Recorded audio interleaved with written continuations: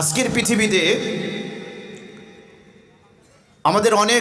আমাদের জীবন অনেক সহজলভ্য হয়েছে। ভোগ বিলাসের অনেক উপকরণ আমাদের একেবারে হাতের নাগালে। প্রযুক্তি আমাদের জীবনকে অনেক সহজ করে দিয়েছে। অনেক কিছুই এখন আমরা খুব সহজেই পেয়ে যাই। আজ থেকে 20 বছর, 25 বছর, 30 বছর পূর্বে মানুষের জীবন যে কষ্টের মধ্যে ছিল, আস্তে আস্তে ধীরে ধীরে সেই কষ্ট থেকে মানুষ বের হয়ে এসে মানুষ অনেকটা সুখের উপকরণের মধ্যে বলতে পারেন হাবুডুবু খাচ্ছি আমরা। প্রযুক্তির কল্যাণে অনেক কিছুই আমাদের একেবারে হাতের নাগালে, হাতের মুঠোয়। কিন্তু আমাদের জীবন থেকে একটা জিনিস দিন দিন বিদায় নিচ্ছে, সেটা হলো শান্তি। যদি জিজ্ঞেস করেন আজ থেকে 20 বছর পূর্বে আপনার বাবার ফ্যামিলিতে যেই রকম অভাব ছিল, আজকে কি সেই অভাব আছে? আপনি বলবেন নাই। আপনাকে যদি জিজ্ঞেস করি আপনার দাদার ফ্যামিলিতে আজ থেকে 30 বছর পূর্বে যেরকম অভাব ছিল সেরকম অভাব কি আছে? আপনি অ্যান্সার করবেন না, নাই।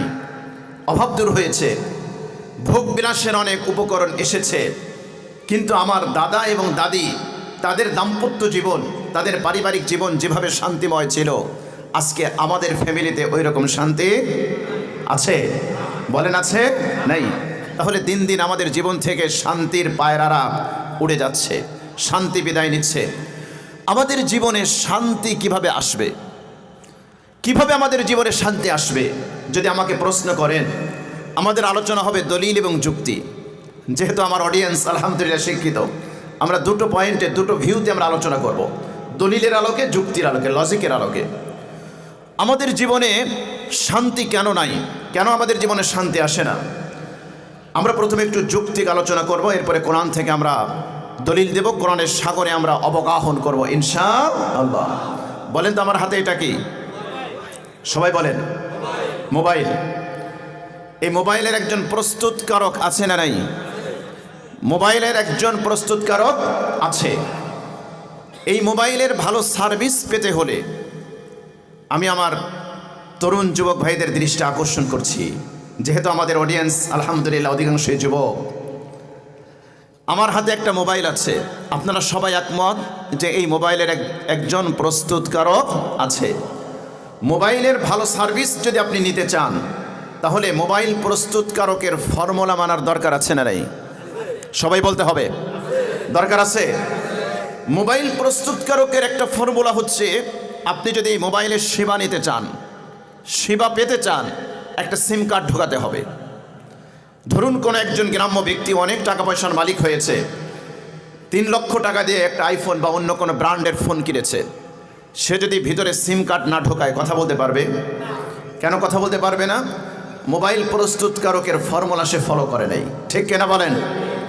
2 নম্বর, মোবাইল প্রস্তুতকারকের আরেকটা ফর্মুলা হচ্ছে, মোবাইলের যখন চার্জ শেষ হয়ে যাবে, একটা চার্জার লাগাতে হবে, ইলেকট্রিসিটির সাথে সংযোগ দিতে হবে, তাহলে মোবাইল চার্জ হবে। এখন কোনো একজন নির্বোধ ব্যক্তি, অশিক্ষিত ব্যক্তি, সে চিন্তা করলো কথা বলতে বলতে মোবাইল গরম হয়েছে, এখন যদি আমি ইলেকট্রিসিটির সাথে আবার বিদ্যুতের সাথে সংযোগ দেই, তাহলে হয়তো মোবাইল আরও গরম হয়ে যেতে পারে। এক কাজ করি, মোবাইল ঠান্ডা করার জন্য এবং চার্জ দেওয়ার জন্য আমি চার্জার ঠিকই লাগাবো, কিন্তু ইলেকট্রিসিটির সাথে সংযোগ না দিয়ে আমি পানির সাথে সংযোগ দিব। বলেন মোবাইল চার্জ হবে? সবাই একমত? মোবাইল ভালো সার্ভিস দিবে? মোবাইল নষ্ট হবে কি হবে না? তাহলে আপনারা সবাই আমার সাথে একমত, প্রত্যেকটি প্রোডাক্টের প্রস্তুতকারকের ফর্মুলা না মানলে ওই প্রোডাক্ট আপনাকে ভালো সার্ভিস দেবে না। আপনি যখন বাজার থেকে একটা ফ্রিজ কিনবেন, যেই দোকান থেকে কিনবেন, যেই কোম্পানির ফ্রিজ কিনবেন, কোম্পানি আপনাকে একটা ক্যাটালগ দিবে। আপনার ফ্রিজ থেকে ভালো সার্ভিস পেতে হলে ওই ক্যাটালগের নির্দেশিত পন্থায় আপনাকে ফ্রিজ পরিচালনা করতে হবে, তা না হলে ফ্রিজ আপনাকে ভালো সার্ভিস দিবে? ভালো সার্ভিস দিবে না। শুধু ফ্রিজের ব্যাপারে নয়, যে কোনো প্রোডাক্ট আপনি বাজার থেকে ক্রয় করেন, আপনাকে যে ক্যাটালগ দেওয়া হবে, সেই ক্যাটালগ অনুযায়ী যদি ওই প্রোডাক্ট আপনি পরিচালনা না করেন, ওই প্রোডাক্ট আপনাকে ভালো সার্ভিস দিবে। কারো কোনো দ্বিমত আছে? আমার সাথে কারো দ্বিমত আছে? সবাই একমত? তাহলে আমার কথা বুঝে থাকলে বলুন, মানুষের প্রস্তুতকারক কে? জোরে বলতে হবে, মানুষের প্রস্তুতকারক কে? আল্লাহ। এ ব্যাপারে কারো কোনো দ্বিমত নেই। যদি আপনি আমার সাথে একমত হন যে মানুষের প্রস্তুতকারক স্রষ্টা হচ্ছেন আল্লাহ, তাহলে মানুষের জীবন কিভাবে পরিচালিত হবে আল্লাহ রাব্বুল আলামিন আমাদেরকে একটা ক্যাটালগ দিয়েছেন, তার নাম হলো, জোরে আওয়াজ চাই, তার নাম হলো আল কোরআন। এই কোরআন হচ্ছে আমাদের জীবনের ক্যাটালগ। আপনি যদি কোরআন অনুযায়ী জীবন পরিচালনা না করেন তাহলে আপনার জীবনে কোনোদিন শান্তি আসবে না। এটা 100% লজিক্যাল কথা। স্রষ্টা, সৃষ্টিকর্তা, প্রস্তুতকারক, প্রোডাক্ট যিনি উৎপাদন করেন, তার ফর্মুলা না মানলে যেরকমভাবে ওই বস্তুটা, ওই প্রোডাক্টটা ভালো সার্ভিস দেয় না, ঠিক একইভাবে মানুষের প্রস্তুতকারক হচ্ছেন আল্লাহ। আল্লাহ আমাদেরকে একটা ক্যাটালগ দিয়েছেন, একটা গাইডলাইন দিয়েছেন, একটা সংবিধান দিয়েছেন, একটা কনস্টিটিউশন দিয়েছেন। আমরা যতক্ষণ না পর্যন্ত এই সংবিধান, এই কনস্টিটিউশন, এই ক্যাটালগ আমাদের জীবনে অ্যাপ্লাই না করব, ততক্ষণ পর্যন্ত ব্যক্তি জীবন, পারিবারিক জীবন, সামাজিক জীবন, রাষ্ট্রীয় জীবনে শান্তি আসতে পারে। আপনাকে যদি জিজ্ঞেস করি আপনি কি কোরআনকে ভালোবাসেন, আপনি বলবেন হ্যাঁ ভাসি। আজ হয়েছে কি জানেন, কোরআন শুধু আমাদের ঘরে আছে কিন্তু অন্তরে নাই। কোরআন কোথায় আছে? ঘরে আছে কিন্তু অন্তরে নাই। কোরআন জবানে আছে কিন্তু আমাদের প্র্যাকটিক্যাল লাইফে কোরআন নাই। কোরআন আমাদের প্র্যাকটিক্যাল লাইফে নাই, এজন্য আমাদের জীবনে শান্তিও নাই। শান্তি যদি পেতে চাই তাহলে এই কোরআন আমাদের জীবনে অ্যাপ্লাই করার দরকার আছে না নাই? আওয়াজ দিয়ে বলেন আছে না নাই? আপনি বলবেন কিভাবে শান্তি আসবে? আপনি আমাকে বলেন, আমরা সামাজিক জীবন দিয়ে শুরু করি। সামাজিক জীবনে অশান্তির কারণ কি? এক একটা করে বলেন, আমি এক একটাকে কোরআন থেকে সলিউশন দেই। আপনি বলবেন সামাজিক জীবনে অশান্তির সবচেয়ে বড় কারণ হচ্ছে জুলুম। জুলুমের কারণে সমাজে অশান্তি হয়, ঠিক কিনা বলেন? সমাজে জুলুম যদি হয়, যেই সমাজে জুলুম থাকবে ওই সমাজে কোনোদিন শান্তি আসতে পারে? ইসলাম পূর্ব যুগের সমাজ ব্যবস্থা ছিল মাইট ইজ রাইট, জোর যার মুল্লুক তার, এই সমাজ ব্যবস্থা ছিল। কিন্তু আলহামদুলিল্লাহ ইসলাম এসে ইনসাফ ভিত্তিক একটা সমাজ দিয়েছে। বলেন তো কোরআন কি জুলুমের পক্ষে বলে না বিপক্ষে বলে? আপনারা সবাই শিক্ষিত মানুষ, আমার সাথে জবাব দিতে হবে। আমি গতানুগতিক ওই মাহফিলের মতো আলোচনা এখানে করব না, কেননা আমার অডিয়েন্স আলহামদুলিল্লাহ সবাই শিক্ষিত। এজন্য বলেন, কি বললাম, কোরআন কি জুলুমের পক্ষে না বিপক্ষে? জোরে বলেন, পক্ষে না বিপক্ষে? আরে শুধু বিপক্ষে নয়, কোরআন আমাকে বলে শত্রুর সাথেও আমাদেরকে ইনসাফের শিক্ষা দেয় এই কোরআন, ঠিক কিনা বলেন? ইসলাম আমাদেরকে শত্রুর সাথেও ইনসাফ করতে বলে। কোনো একজন শত্রু, তার প্রতিও বেইনসাফি করা যাবে। কোনো একজন মুসলিম যদি তার শত্রুর সাথেও বেইনসাফি করে, আল্লাহর আদালতে তাকে জবাবদিহি করতে হবে। কোরআন আমাদেরকে তাই বলে। সুতরাং সমাজের অশান্তির এক নম্বর একটা কারণ হচ্ছে জুলুম। কোরআন আমাদেরকে শুধু জুলুম বন্ধ করার কথাই বলে না, কোরআন আমাদেরকে কি বার্তা দেয়? সূরা হুদের মধ্যে আল্লাহ রাব্বুল আলামিন জানিয়ে দিচ্ছেন, ওয়ালা তারকানু ইলাল্লাযীনা যালামু ফাতামাসসাকুমুন নার ওয়ামা লাকুম মিন দুনিল্লাহি মিন আউলিয়া সুম্মা লা তুনসারুন। কোরআন আমাদেরকে বলে, আল্লাহ রাব্বুল আলামিন বলে, দুনিয়ার মানুষ শোনো, খবরদার খবরদার, জুলুম করা তো দূরের কথা, কোনো জালেমের প্রতিও তোমরা ঝুঁকে পড়তে পারবে না। ওয়ালা তারকানু, তোমরা জালেমের পক্ষ অবলম্বন করতে পারবে না। একটু জোরে বলেন আল্লাহু আকবার। ইসলাম শুধু জুলুমকে খতমই করে নাই, ইসলাম বলছে তুমি যদি জালেমের প্রতি ঝুঁকে পড়ো, জালেমকে সমর্থন দাও, মাজলুমের পক্ষে না দাঁড়িয়ে, এই মাজলুম কোন ধর্মের তোমাকে দেখতে হবে না। ইসলাম আমাকে ইনসাফ শেখায়। ইসলাম আমাকে এটা শেখায় না যে ওই ব্যক্তি আমার ভাই, সে জালেম হবে, এজন্য তার জালেম হওয়া সত্ত্বেও আমি তার পক্ষ অবলম্বন করব। ইসলাম আমাকে এই শিক্ষা দেয় না। ইসলাম শিক্ষা দেয় কে জালেম কে মাজলুম। যদি জালেম আমার ভাই হয়, আপনি যদি সত্যিকার অর্থে কোরআনের অনুসারী হন, সত্যিকার অর্থে যদি ইসলামের অনুসারী হন, আপনি এই জালেম আপনার ভাইয়ের বিপক্ষে আপনাকে অবস্থান নিতে হবে। আল্লাহু আকবার। এ শিক্ষা ইসলাম আমাদেরকে দেয়। তাআওয়ানু আলাল বিররি ওয়াত তাকওয়া ওয়া লা তাআওয়ানু আলাল ইসমি ওয়াল উদওয়ান। সূরা মায়েদার মধ্যে আল্লাহ পাক জানিয়ে দিচ্ছেন, তোমরা পরস্পরে একে অপরকে সহযোগিতা করবে। ভিত্তিটা কি হবে? স্ট্যান্ডার্ডটা কি হবে? এটা হবে নেকি এবং কল্যাণের ভিত্তিতে। ওয়ালা তাআওয়ানু আলাল ইসমি ওয়াল উদওয়ান, পাপ এবং সীমালঙ্ঘনে একে অপরের সহযোগী হওয়া যাবে না। তাহলে সমাজের অশান্তির একটা কারণ হচ্ছে জুলুম। কোরআন আমাদেরকে নিষেধ করছে, খবরদার জুলুম করবা না, এমনকি যারা জালেম তাদের পক্ষ অবলম্বন করবা না। তাহলে কোরআনের এই থিওরি যদি সমাজে অ্যাপ্লাই হয় তাহলে শান্তি আসবে নাকি আসবে না? জোরে বলেন, আসবে নাকি আসবে না? আল্লাহু আকবার। এক ইহুদি আখির জামানার পয়গম্বরের কাছে এসেছে। একজন নামধারী মুসলিম মুনাফিক এবং ইহুদির মধ্যে সংঘর্ষ বেঁধেছে জমি নিয়ে। ইহুদি বলে চলো মুহাম্মাদের কাছে যাই, আর নামধারী মুনাফিক বলে যে না, চলো উবাই ইবনে কাবের কাছে যাই। যাই হোক, এক পর্যায়ে আখির জামানার পয়গম্বর মুহাম্মদ সাল্লাল্লাহু আলাইহি ওয়াসাল্লামের কাছে এসেছে। ইহুদি বলে অমুকের সাথে আমার জমি নিয়ে বিরোধ হয়েছে, আপনি আমাকে ফয়সালা দেন। মুহাম্মদ সাল্লাল্লাহু আলাইহি ওয়াসাল্লাম তিনি উভয়ের মোকদ্দমা শুনলেন, এবং ইহুদি তিনি ছিলেন মাজলুম আর নামধারী মুসলিম তিনি ছিলেন জালেম। আখিরি জামানার পয়গম্বর এই নামধারী মুসলমানের পক্ষে রায় না দিয়ে এই মাজলুম ইহুদির পক্ষে রায় দিয়েছেন। একটু জোরে বলেন সুবহানাল্লাহ। ইনসাফের মানদণ্ড পৃথিবীতে ইসলাম কায়েম করেছে। আখিরি জামানার পয়গম্বর মুহাম্মদ সাল্লাল্লাহু আলাইহি ওয়াসাল্লাম তিনি পৃথিবীতে ইনসাফ প্রতিষ্ঠা করেছেন। সুতরাং এক নম্বর হচ্ছে কি? জুলুম। ওয়ালা তাহসাবান্নাল্লাহা গাফিলান আম্মা ইয়ামালুজ জালিমুন। আল্লাহ বলছেন, খবরদার হাবিব, আপনি এটা ভাববেন না যারা পৃথিবীতে অত্যাচার করবে, যারা পৃথিবীতে জুলুম করবে, আপনার রব তাদের ব্যাপারে বেখবর, এটা ভাবার কোনো সুযোগ নাই। পৃথিবীতে যারা জুলুম করেছে, ইতিহাস দেখুন, আল্লাহ রাব্বুল আলামিন এই পৃথিবী থেকে তাদেরকে লাঞ্ছিত, অপদস্থ, অপমানিত করে তাদেরকে বিদায় করেছে। জুলুমের কোনো ঠিকানা ইসলামে নাই।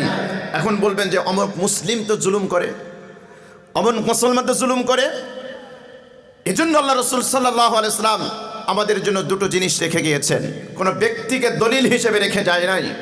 আখির জামানার পয়গম্বর বলেছেন, তারাকতু ফিকুম আমরাইন লান তাদিল্লু মা তামাসসাকতুম বিহিমা কিতাবাল্লাহ ওয়া সুন্নাত রাসূলি। রাসূল সাল্লাল্লাহু আলাইহি ওয়াসাল্লাম বলেন, আমি তোমাদের মধ্যে দুটো জিনিস রেখে যাচ্ছি, একটা হচ্ছে কোরআন আর একটা হচ্ছে হাদিস, সুন্নাহ। যতক্ষণ পর্যন্ত তোমরা এই দুটো জিনিসকে আঁকড়ে ধরবে ততক্ষণ পর্যন্ত তোমরা গুমরা হবে না।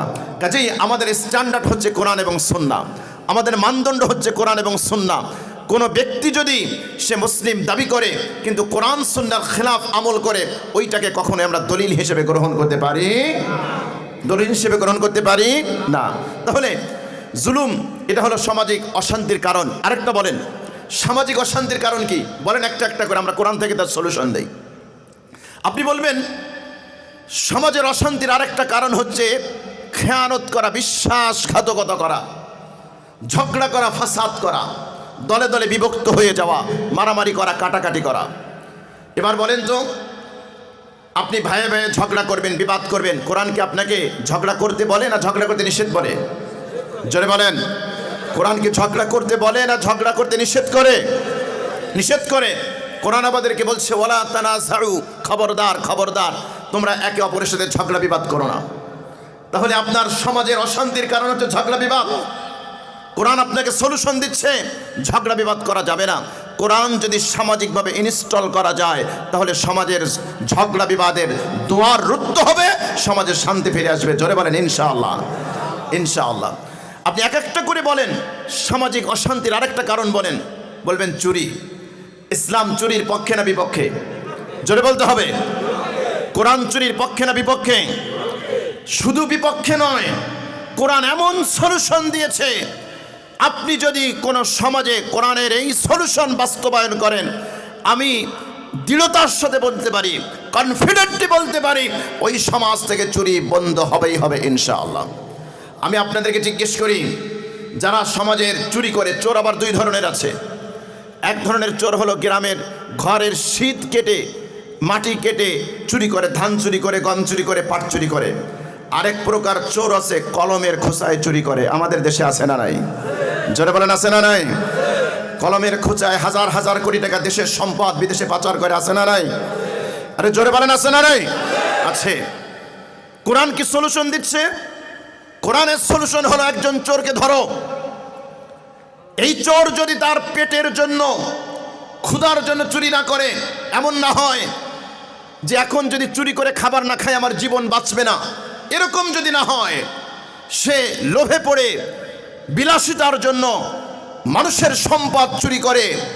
আপনাকে আমি জিজ্ঞেস করতে চাই, জুমার নামাজের পরে বাইতুল মোকাররমের প্রধান ফটকে একজন চোর, একজন দুর্নীতিবাজ, তাকে ধরে সমস্ত মিডিয়ার সামনে ওপেন আদালত কায়েম করে একজন চোরের উপরে যদি কোরআনের আইন কার্যকর করা হয়, ওয়াসসারিকু ওয়াসসারিকাতু ফাকতু আইদিয়াহুমা, চোর পুরুষ হোক মহিলা হোক ধরে তার হাত কেটে দাও, তাহলে বলেন বাংলাদেশ থেকে চুরি বাড়বে না কমবে? জোরে বলেন, বাড়বে না কমবে? চুরি বন্ধ হবে নাকি হবে না? তাহলে সমাজের অশান্তির একটা কারণ হচ্ছে চুরি। কোরআন আমাকে সলিউশন দিচ্ছে চুরি বন্ধ করার জন্য, চোরের হাত কেটে দাও। তাহলে কোন চোর ঘরে সিঁদো কাটতে পারবে না, কলমের খোঁচায় চুরি করার দুঃসাহস দেখাবে। সমাজের আরেকটা অশান্তির কারণ হলো ডাকাতি। কোরআন কি ডাকাতির পক্ষে বলে না বিপক্ষে বলে? জোরে বলেন। শুধু বিপক্ষে বলে না, কোরআন আমাকে এমন এক্সাম্পল দিচ্ছে, ডাকাতির এমন শাস্তির বিধান দিয়েছে, একজন ডাকাতের পরে যদি এই কোরআনের আইনকে অ্যাপ্লাই করা হয়, তাহলে সমাজে ডাকাতি করতে গেলে একজন ডাকাত 100 বার চিন্তা করবে। 100 বার চিন্তা করবে। কেন? কোরআন কি বলে? ইন্নামা জাযাউল্লাযীনা ইউহারিবুনাল্লাহা ওয়া রাসূলা ওয়া ইয়াসআউনা ফিল আরদি ফাসাদান আন ইউকাত্তালু আও ইউসাল্লাবু আও তুকাত্তাআ আইদিহিম ওয়া আরজুলুহুম মিন খিলাফিন আও ইউনফাউ মিনাল আরদ। আল্লাহু আকবার। ডাকাতি করতে গিয়ে ডাকাতের 3টা অবস্থা হতে পারে। নাম্বার 1, শুধুমাত্র থ্রেট করেছে, এই আগামী মাসের 1 তারিখে আমার ব্যাংকে যেন 50 লক্ষ টাকা ঢুকে, তা না হলে তোর মস্তক দ্বিখণ্ডিত করে দেব। থ্রেট, হুমকি। 2 নাম্বার হলো শুধু থ্রেট দিয়ে ক্ষান্ত হয় নাই, মাল জোর করে ছিনিয়ে নিয়ে গিয়েছে। 3 নাম্বার অবস্থা হলো ডাকাতি করতে গিয়েছিল মাল ছিনতাই করতে, কিন্তু মাল ছিনতাই করতে পারে নাই, মানুষকে হত্যা করেছে। 4 নম্বর পন্থা হলো ডাকাতি করতে গিয়ে সম্পদ ছিনিয়ে নিয়েছে, মানুষকেও হত্যা করেছে। এরকম ঘটনা হয় কি হয় না? আমাদের এই খুলনা বাগেরহাট অঞ্চলে তো কিচ্ছু নাই, সব ভালো, কোনো ডাকাত নাই। আছে? ডাকাত আছে? আল্লাহু আকবার। এবার কোরআনের ঘোষণা শোনেন, কোনো ব্যক্তি যদি শুধুমাত্র থ্রেট করে যে আগামী সপ্তাহে আমার ব্যাংকে যেন 50 লক্ষ টাকা ঢুকে, তা না হলে এই এলাকায় তোমাকে থাকতে দিব না, এই এলাকায় তোমাকে ব্যবসা করতে দিব না, এই এলাকায় তোমাকে চাকরি করতে দিব না, এরকম ডাকাত আছে না নাই? আছে। কোরআন বলে ওই ডাকাতকে ধরে তাকে একেবারে মাল্টার দ্বীপে তাকে নির্বাসিত করতে হবে। ওই ডাকাতের ভালো মানুষের সমাজে থাকার কোনো সুযোগ নাই। নাম্বার 1। 2 নাম্বার, ডাকাতি করতে গিয়ে মাল ছিনতাই করে নিয়ে গিয়েছে, মানুষকে কিছু বলে নাই। ইসলাম বলে ডাকাতকে ধরে আনো, ওপেন আদালত কায়েম করো, এই ডাকাতকে ধরে তার ডান হাত আর বাম পা কেটে দাও। এরপরে যদি আবার ডাকাতি করে, তাহলে তার আরেক পাও আরেক হাত কেটে দাও। বলেন তো দেখি, বাংলাদেশের একজন ডাকাতকে, ছিনতাইকারীকে, লুটতরাজকে ধরে যদি এই শাস্তি দেওয়া হয়, সমাজ থেকে ডাকাতি বন্ধ হবে নাকি হবে না? আরো জোরে বলেন, হবে নাকি হবে না? এরপরে ডাকাত সম্পদ লুণ্ঠন করেছে, মানুষকেও হত্যা করেছে। কোরআনের সলিউশন হলো এই ডাকাতকে হত্যা করো, এরপরে শুলে চড়িয়ে রাখো, চৌরাস্তার মোড়ে শুলে চড়িয়ে রাখো, গাছে ঝুলিয়ে রাখো, যাতে করে একজন ডাকাতকে দেখে 1000 ডাকাত শিক্ষা গ্রহণ করে। ঠিক কিনা বলেন? তাহলে বলেন, সমাজে অশান্তির একটা কারণ হচ্ছে ডাকাতি। কোরআন ডাকাতির সলিউশন দিয়েছে নাকি দেয় নাই? এবার যদি আপনি কোরআনের কথা বলেন আর যদি কেউ কোরআনের বিরুদ্ধে যায়, তাহলে বুঝতে হবে ও সমাজের শান্তি চায় না। ও সমাজের কি চায় না? শান্তি চায় না। কেন? কোরআন তো শান্তির কথা বলে, কোরআন তো শান্তির কথা বলে। তাহলে আপনি যদি কোরআনের বিপক্ষে যান, আপনি যদি কোরআনের বিরোধিতা করেন, তাহলে বুঝতে হবে আপনি শান্তির পক্ষের লোক নন, বরং আপনি অশান্তির পক্ষের লোক। ঠিক কিনা বলেন? আওয়াজ দিয়ে বলেন ঠিক কিনা? এজন্য আমরা বলতে চাই, যারা কোরআনের বিরোধিতা করবে ওরা চুরির পক্ষের লোক। কথা কয় না? যারা কোরআনের বিপক্ষে যাবে ওরা চুরির পক্ষে লোক। কেন? কোরআন চুরির বিপক্ষে বলে। যারা কোরআনের বিপক্ষে যাবে ওরা ডাকাতের পক্ষের লোক। ঠিক কিনা বলেন? কেন কোরআন ডাকাতের পক্ষে বলে না বিপক্ষে বলে? বিপক্ষে বলে। সমাজের আরেকটা অশান্তির কারণ হচ্ছে অশ্লীলতা, ব্যভিচার, জিনা, ব্যভিচার। সমাজের আরেকটা অশান্তির কারণ হচ্ছে অশ্লীলতা, জিনা, ব্যভিচার। অশ্লীলতার কারণে আমাদের সুখের সংসার ভেঙে খান খান হয়ে যায়। এই পরকীয়ার কারণে আমরা দেখি কখনো মায়ের হাতে কলিজার টুকরো সন্তান হত্যা হয়, নিহত হয়। কখনো আমরা দেখি বাবার হাতে সন্তানকে নিহত হতে হয়। কখনো দেখি স্বামী স্ত্রীকে হত্যা করে, স্ত্রী স্বামীকে হত্যা করে। এক্সাম্পল আছে না নাই? আল্লাহু আকবার। সমাজের শান্তি স্থিতিশীলতা রক্ষা করার জন্য কোরআন আমাদেরকে সলিউশন দিচ্ছে। খবরদার, ওয়ালা তাকরাবুজ জিনা। জিনা ব্যভিচার তো দূরের কথা, তোমরা জিনা ব্যভিচারের ধারে কাছেও যেতে পারবে না। এরপরে কোরআনের ঘোষণা হলো, ইন্নাল্লাযীনা ইউহিব্বুনা আন তাশিআল ফাহিশাতু ফিল্লাযীনা আমানু লাহুম আযাবুন আলীম। নিশ্চয়ই যারা মুসলিম কমিউনিটিতে, মুসলিম সমাজের মধ্যে যারা অশ্লীলতা ছড়াতে চায়, এদেরকে আপনি দুনিয়ায় এবং আখেরাতে আল্লাহ লানত প্রাপ্তের সুসংবাদ দেন এবং মর্মন্তুদ শাস্তির সুসংবাদ দেন। কথা কার? ভাই একটু জোরে বলে না, কথা কার? এজন্য দেখবেন যারা ভালোবাসা ফেরি করে বেড়ায়, ভালোবাসা ফেরি করেনেওয়ালা মানুষ আছে না, আর সেলিব্রিটি আছে না, নায়ক নায়িকা, হিরো হিরোইন আছে না, যারা সমাজে ভালোবাসা ফেরি করে বেড়ায়, দেখবেন এরাই হচ্ছে সবচেয়ে বড় ভালোবাসার কাঙাল। এদের জীবনে ভালোবাসা আছে, এদের স্বামী স্ত্রীর মিল মহব্বত আছে, আছে আছে। এজন্য দেখবেন 2 দিন পর পরই সেলিব্রিটি তাদের অমকের ছাড়াছাড়ি হয়েছে, অমক বিভাজন হয়েছে, এরকম সংবাদ আমাদের চোখের সামনে আসে না? কাজেই বুঝতে হবে, ইসলাম শান্তির কথা বলে, কোরআন শান্তির কথা বলে। সমাজের যতগুলো অশান্তির কারণ আছে প্রত্যেকটা জায়গায় কোরআন সলিউশন দিচ্ছে। যদি আমরা কোরআনকে আমাদের জীবনে অ্যাপ্লাই করি, অবশ্যই সমাজে শান্তি আসবে। এজন্য কোরআনে কারীমের মধ্যে আল্লাহ পাক বলছেন, কিতাবুন আনজালনাহু ইলাইকা লিতুখরিজান নাস মিনাজ যুলুমাতি ইলান নূর। হাবিব, এই কোরআন আমি আপনার কাছে, আপনার প্রতি এজন্য নাজিল করেছি যাতে আপনি মানুষকে অন্ধকার থেকে আলোর পথে বের করতে পারেন। জোরে বলেন সুবহানাল্লাহ। আপনি যদি আমাকে জিজ্ঞেস করেন, আচ্ছা কোরআনের শাসন কায়েম হলে আমি আর কি পাবো? যদি আমাকে জিজ্ঞেস করেন, জীবনে যদি সব জায়গায়, ব্যক্তি জীবন, পারিবারিক জীবন, সামাজিক জীবন, প্রত্যেকটা ক্ষেত্রে যদি আমি কোরআনকে অ্যাপ্লাই করি, বাস্তবায়ন করে আমি কি পাবো? আমি বলবো আপনি আপনার জীবনের নিরাপত্তা পাবেন। কি পাবেন বলেন? জীবনের নিরাপত্তা পাবেন। কোরআন প্রত্যেকটি মানুষের জীবনের নিরাপত্তাকে নিশ্চিত করেছে। একটু জোরে বলেন আলহামদুলিল্লাহ। একটু জোরে তাকবীর দেন তো। লিল্লাহে তাকবীর, লিল্লাহে তাকবীর, লিল্লাহে তাকবীর। মাশাআল্লাহ। তাহলে কোরআন যদি ব্যক্তি জীবন, পারিবারিক জীবন, সামাজিক জীবন, প্রত্যেকটা ক্ষেত্রে যদি কোরআনকে আমরা অ্যাপ্লাই করতে পারি, তাহলে সমাজের, রাষ্ট্রের প্রত্যেকটা মানুষ তার জীবনের নিরাপত্তা পাবে। একটু জোরে বলেন আল্লাহু আকবার। মহাগ্রন্থ কোরআনুল কারীমের ঘোষণা হলো, মান কাতালা নাফসান বিগাইরি নাফসিন আও ফাসাদিন ফিল আরদি ফাকান্নামা কাতালান নাস জামিআ। আল্লাহ রাব্বুল আলামিন বলেন, কোনো ব্যক্তি যদি একজন নিরপরাধ মানুষকে হত্যা করে, সেজন্য তামাম পৃথিবীর সমস্ত মানুষকে হত্যা করলো। আর কোনো ব্যক্তি যদি একজন মানুষকে বাঁচানোর উপকরণ হয়, একজন মানুষের কারণে যদি একজন মানুষের জীবন বেঁচে যায়, সেজন্য গোটা মানব জাতিকে রক্ষা করলো। সুবহানাল্লাহ বলেন।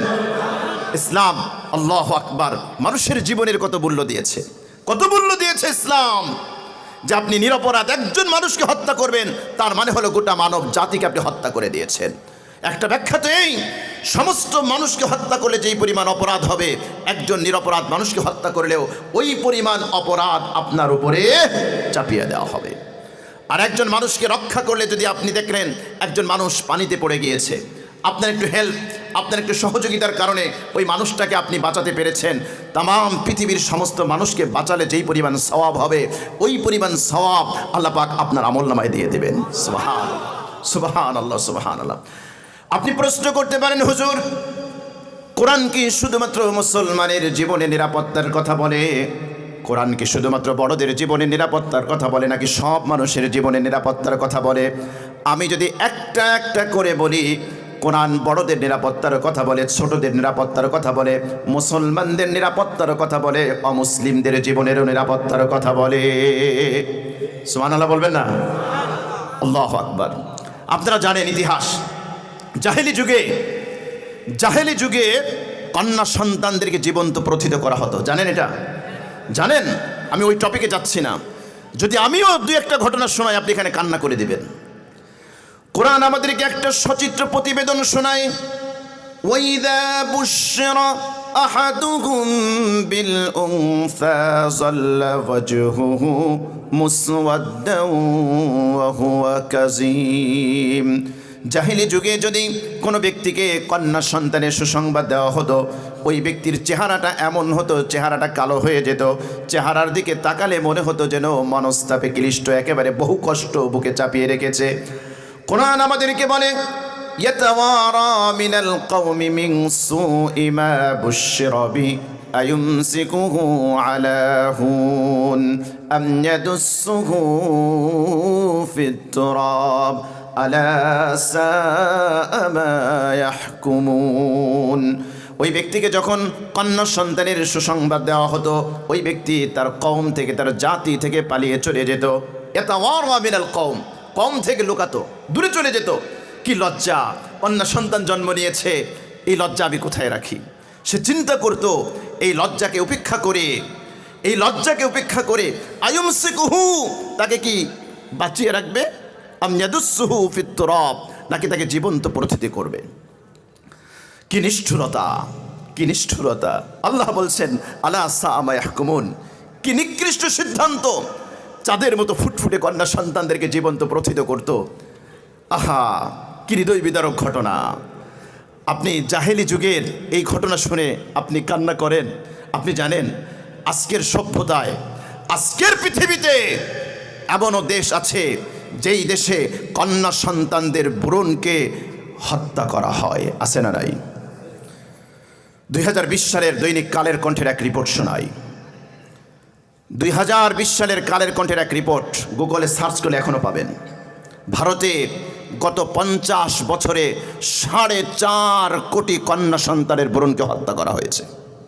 নাউজুবিল্লাহ বলবেন না? আরে কি নিষ্ঠুরতা, কি নির্মমতা! জাহেলি যুগে সন্তান তো ভূমিষ্ঠ হতো, বড় হতো, এরপর হত্যা করা হতো। আনএক্সপেক্টেড, অনাকাঙ্ক্ষিত গর্ভ যখন চলে আসে, অ্যাবর্শনের নামে কি হচ্ছে?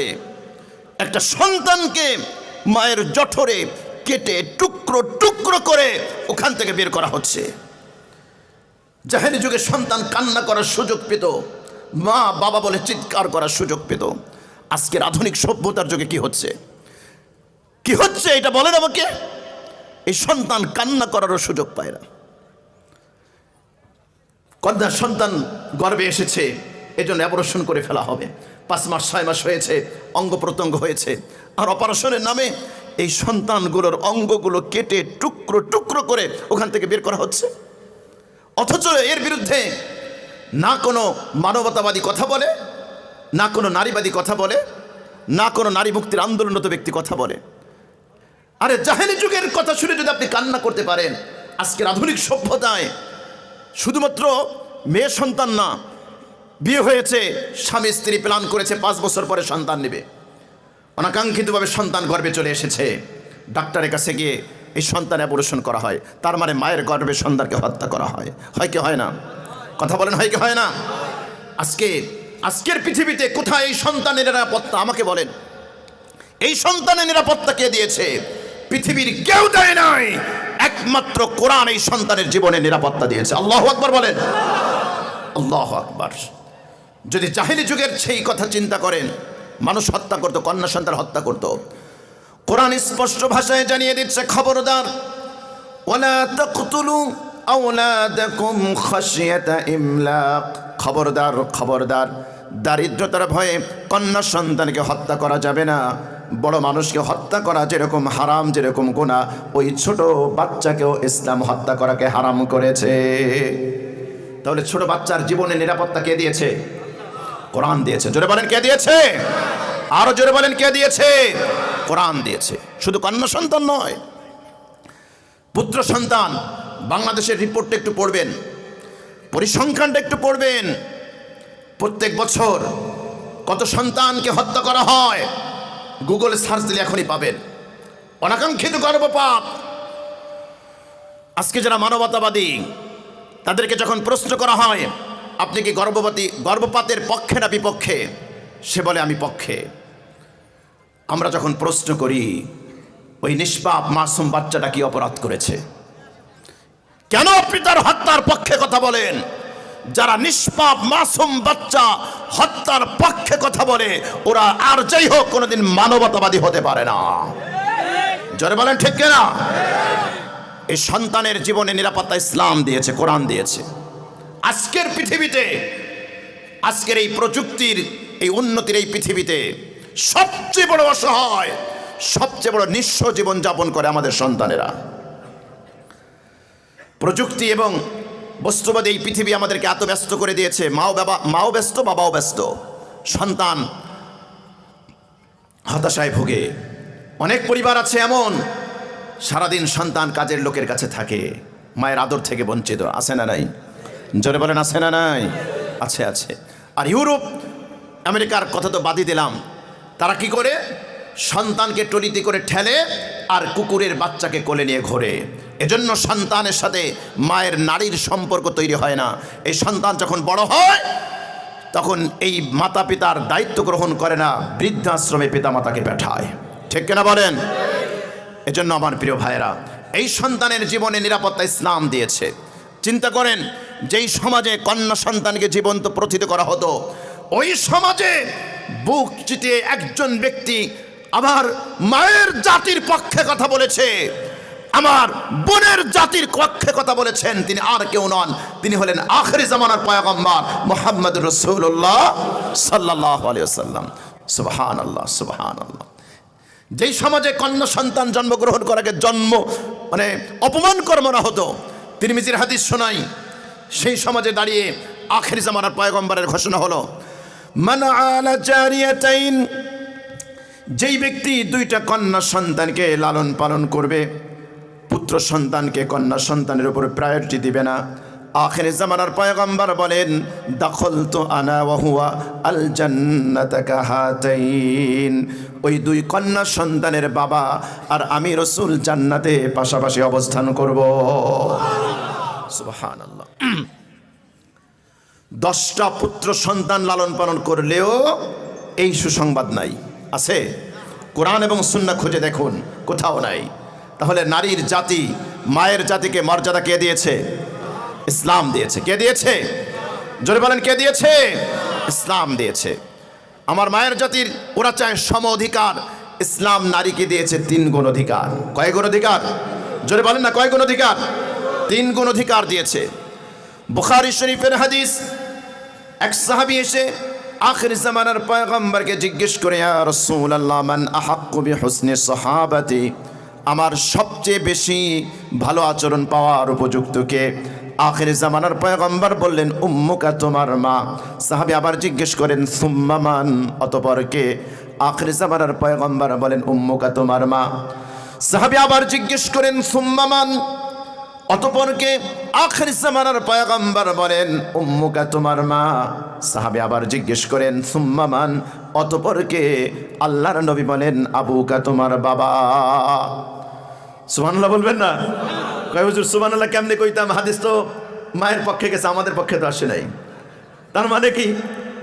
গোল্ড মার জন্য, রৌপ্য মায়ের জন্য, ব্রোঞ্জ মায়ের জন্য, আর আপনার জন্য বাবার জন্য হলো সান্ত্বনা পুরস্কার। বুঝেন না আপনারা? কেন ইসলাম 3 গুণ অধিকার মাকে দিয়েছে? তার কারণ হলো, একটা সন্তান যখন ভূমিষ্ঠ হয়, একটা সন্তান যখন পৃথিবীতে আসে, এমন 3টা কষ্ট আছে, যেই কষ্ট 3টা শুধু মা ভোগ করে, বাবার কোনো পার্টিসিপেট নাই, বাবার কোনো অংশগ্রহণ নাই। আছে না নাই? এই 3টা কষ্টে স্বামীদের কোনো অংশগ্রহণ নাই। অফিস থেকে আসেন, স্ত্রী গর্ভবতী, একটু মাথা লাগান পেটে, বাস মাশাআল্লাহ হয়ে গেছে, আর কিছু না। কোরআন বলছে, ওয়াসাইনাল ইনসানা বিওয়ালিদাইহি ইহসানা হামালাতুহু উম্মুহু কুরহা ওয়া ওয়াদাআতুহু কুরহা وحمله وفصاله 30 شهرا আল্লাহু আকবার বলেন। সূরা আহকাফের মধ্যে আল্লাহ পাক বলেন, আমি রব্বুল আলামিন দুনিয়ার সন্তানদেরকে পিতামাতার সাথে ভালো আচরণের জোর নির্দেশ দিচ্ছি। এরপরে আল্লাহ পাক 3টা কারণ বলেছে। মা তাকে কষ্টের পর কষ্ট ধারণ করে গর্ভ ধারণ করে। একটা সন্তান গর্ভ ধারণ করতে কষ্ট আছে না নাই? জোরে বলেন আছে না নাই? আছে আছে। আল্লাহু আকবার। এই গর্ভে ধারণের কষ্ট স্বামীর বাবার কোনো ভূমিকা আছে? সন্তান প্রসব যন্ত্রণা ভোগ করে কে? মা। এখানে বাবার কোনো ভূমিকা নাই। সন্তানকে 30 মাস দুগ্ধ পান করার এই কষ্টটা কে ভোগ করে? বলেন না, কে ভোগ করে? মা। বাবা ভোগ করে। তাহলে 3টা কষ্ট সন্তানের পিছনে মা ভোগ করে। এজন্য ইসলাম মাকে 3 গুণ অধিকার দিয়েছে। একটু জোরে সোরে শুনতে চাই সুবহানাল্লাহ। তাহলে মায়ের জাতির মর্যাদা ইসলাম দিয়েছে পৃথিবীতে। আমরা যেই টপিকে ছিলাম, সন্তানের জীবনের নিরাপত্তা কে দিয়েছে? জোরে বলেন কে দিয়েছে? জোরে বলেন কে দিয়েছে? আপনি প্রশ্ন করতে পারেন, হুজুর কোরআনের আয়াত এবং হাদিস এটা তো বুঝলাম, মনে হয় শুধু মুসলমানের জন্য জীবনে নিরাপত্তা আছে। আমি বলবো না না, স্পেসিফিকভাবে কোরআনের শাসন যদি কায়েম হয়ে যায়, নন মুসলিমের জীবনের নিরাপত্তাও নিশ্চিত করা হয়েছে। একটু আল্লাহু আকবার শুনতে চাই। আল্লাহু আকবার। নন মুসলিমের জীবনে নিশ্চয়তা ইসলাম দিয়েছে। বুখারী শরীফের হাদিস, গভীর মনোযোগ। আখির জামানার পয়গম্বর বলেন, মান কাতালা মুআহাদা লাম ইউরিহ রাইহাতাল জান্নাহ ওয়া ইন্না রিহাহা তুজাদু মিন মাসিরাতি 40 আমা। আখির জামানার পয়গম্বর বলেন, মান কাতালা মুআহাদা। মুআহাদা কাকে বলে? আমি যদি আধুনিক তর্জমা করি, ট্রান্সলেট করি, তাহলে এর তর্জমা হবে সংখ্যাগরিষ্ঠ মুসলিম কান্ট্রিতে সংখ্যালঘু নন মুসলিম। খুব ভালো করে বুঝবেন, ভালো করে খেয়াল করবেন। ইসলাম হচ্ছে গোটা পৃথিবীর সমস্ত মানুষের জন্য, শুধুমাত্র মুসলমানের জন্য নয়। এ কোরআন আল্লাহ পাক শুধু কি মুসলমানদের জন্য দিয়েছেন? কথা বলেন। হুদাল্লিন নাস বলেছে, তামাম পৃথিবীর সমস্ত মানুষের জন্য আল্লাহ পাক গাইডলাইন হিসেবে কোরআন দিয়েছে। একটু জোরে আওয়াজ দিয়ে বলেন আল্লাহু আকবার। আখির জামানার পয়গম্বর বলেন, মান কাতালা মুআহাদা। কোন ব্যক্তি যদি সংখ্যাগরিষ্ঠ মুসলিম রাষ্ট্রে সংখ্যালঘু নন মুসলিমকে বিনা অপরাধে হত্যা করে, লাম ইউরিহ রাইহাতাল জান্নাহ, জান্নাতে যাওয়া তো দূরের কথা, জান্নাতের সুঘ্রাণও সে পাবে না। যদিও 40 বছরের দূরত্ব থেকে জান্নাতের নাজ নেয়ামতের সুঘ্রাণ পাওয়া যায়। সুবহানাল্লাহ বলেন। তাহলে নন মুসলিমের জীবনে নিরাপত্তা আছে না নাই? জোরে বলেন আছে না নাই? কোরআনের শাসন যদি কায়েম হয়ে যায়, মুসলিম যেরকম তার জীবনের নিরাপত্তা লাভ করবে, নন মুসলিমও তার জীবনের নিরাপত্তা লাভ করবে। এই নিশ্চয়তা ইসলাম দিয়েছে। আমি একটু অনুরোধ করব, আপনাদের কষ্ট হবে? আপনাদের কষ্ট হচ্ছে নাকি? একটু সামনে আগায় বসেন ভাই, অনেক মানুষ দাঁড়ায় আছে, বসতে পারতেছে না। আমি অনুরোধ করব আপনারা একটু সামনে আগে আসেন। প্রিয় ভাইয়েরা, মানুষ দাঁড়িয়ে আছে, ভাইদেরকে একটু বসার সুযোগ করে দেন। আলহামদুলিল্লাহ, কোরআনের আলোচনা শোনার জন্য অনেক দূর দূরান্ত থেকে মানুষ জমা হয়েছে। ওরা আমাদের মেহমান, আমরা একটু সুযোগ দেই ভাই, একটু চেপে বসি, যাতে করে আমার ভাইরাও তারা বসে কোরআনের আওয়াজ শুনতে পারে, কোরআনের আলোচনা শুনতে পারে। কথা না বলে মনোযোগ, গভীর মনোযোগ। আমরা যে জায়গায় ছিলাম, যে পয়েন্টে ছিলাম, যে ইসলাম শুধুমাত্র, কোরআন শুধুমাত্র মুসলমানদের জীবনের নিরাপত্তা দেয় নাই, নন মুসলিমের জীবনের নিরাপত্তাও নিশ্চিত করেছে। আপনি কোনো একজন নন মুসলিম নিরপরাধ মানুষকে একটা নখের টোকাও দিতে পারবেন না। একটু আল্লাহু আকবার শুনতে চাই। আল্লাহু আকবার। আবু দাউদ শরীফের একটা হাদিস শোনাই। আখির জামানার পয়গম্বর বলেছেন, সহিহ হাদিস, আলা মান যালামা মুআহাদা আও ইনতাকাসাহু আও কাল্লাফাহু ফাওকা তাকাতিহি আও আখাযা মিনহু শাইআন বিগাইরি তিবি নাফসিন ফাআনা হাজিজুহু ইয়াওমাল কিয়ামাহ। প্রশ্ন যদি কোনো ভাই করতে চাই, তাহলে কাগজ ও কলম আছে, নিয়ে আমরা প্রশ্ন করে এখানে জমা দুই চারজন ভলেন্টিয়ার ঠিক করে দেন, তাদের হাতে কাগজ দিয়ে দেন, তারা নিয়ে যাবে। বা নতুবা আমার ভাইয়েরা যদি উঠাউটি করে তাহলে মাহফিলের সৌন্দর্য নষ্ট হবে। কি বলেন? আমাদের কিছু ভলেন্টিয়ার আছে যারা প্রশ্ন করবেন, কাগজ তারা দিবে আপনাদের হাতে, আপনারা করবেন। এদিকে মনোযোগ, এদিকে খেয়াল করেন। আপনারা এদিক ওদিক তাকালে আমি এই পয়েন্টে আলোচনা করতে পারবো না। এটা গতানুগতিক আলোচনা না, আমি আগেই বলেছি। তাহলে চলুন আমরা একটু হাদিসের ভিতরে ঢুকি। আখির জামানের পয়গম্বর বলেন, আবু দাউদ শরীফের হাদিস, আলা মান যালামা মুআহাদা। গভীর মনোযোগ। ইসলাম যে সাম্যের কথা বলে, ইসলাম যে মানবতার কথা বলে, ইসলাম যদি পৃথিবীতে স্টাবলিশড হয় তাহলে নন মুসলিম তারাও শান্তিতে থাকবে। এই হাদিস হচ্ছে তার জ্বলন্ত উদাহরণ। একটু জোরে বলেন আল্লাহু আকবার। আল্লাহু আকবার। রাসূল বলছেন, আলা, সাবধান, আলা মান যালামা মুআহাদা। মুআহাদার তরজমা একটু আগে করেছি। মুআহাদা মানে হলো সংখ্যাগরিষ্ঠ মুসলিম কান্ট্রিতে সংখ্যালঘু নন মুসলিম, এটাকে আরবিতে বলা হয় মুআহাদা। আখির জামানার পয়গম্বর বলেন, আলা মান যালামা মুআহাদা। ওহে আমার উম্মত, ভালো করে শোনো, সংখ্যাগরিষ্ঠ মুসলিম রাষ্ট্রে যদি সংখ্যালঘু নন মুসলিম থাকে, তাদের প্রতি যদি তোমরা জুলুম করো, আলা মান যালামা মুআহাদা আবিন তাকাসাহু, অথবা তার কোনো অধিকারকে তুমি ছিনিয়ে নাও, আল্লাহু আকবার, আও আখাযা মিনহু শাইআন বিগাইরি তিবি নাফসিন, তার সন্তুষ্টি ছাড়া যদি তার কোনো সম্পদ তুমি নিয়ে নাও, আও কাল্লাফাহু ফাওকা তাকাতি, অথবা তার সাধ্যের বাইরে কোনো কাজ তুমি চাপিয়ে দাও। শুনে রাখো, কিয়ামত যখন কায়েম হবে, আল্লাহর আদালতে আমি মুসলমানের বিপক্ষে গিয়ে ওই নন মুসলিমের পক্ষে আল্লাহর আদালতে মামলা ঠুকে দেব। একটু জোরে বলেন আল্লাহু আকবার। আল্লাহু আকবার।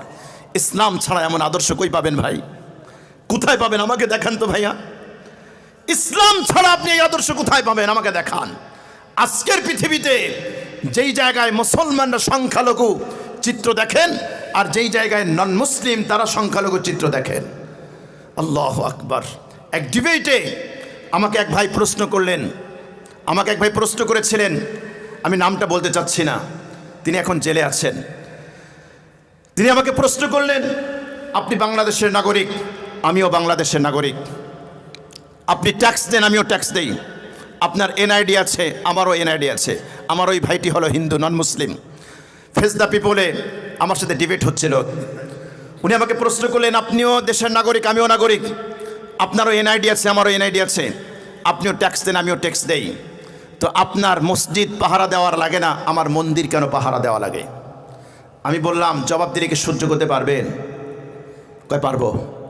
আমি বললাম, আজ পর্যন্ত বাংলাদেশের ইতিহাসে এমন কোনো ঘটনা ঘটে নাই যে মুসলমান মসজিদ ভেঙে অন্যের উপর দায় চাপিয়েছে, কিন্তু বাংলার মাটিতে এমন ঘটনা ঘটেছে নিজেরা মন্দির ভেঙে মুসলমানের উপর দায় চাপানো হয়েছে, যাতে করে দায় চাপাতে না পারে এজন্য মুসলমানরা মন্দির পাহারা দেয়।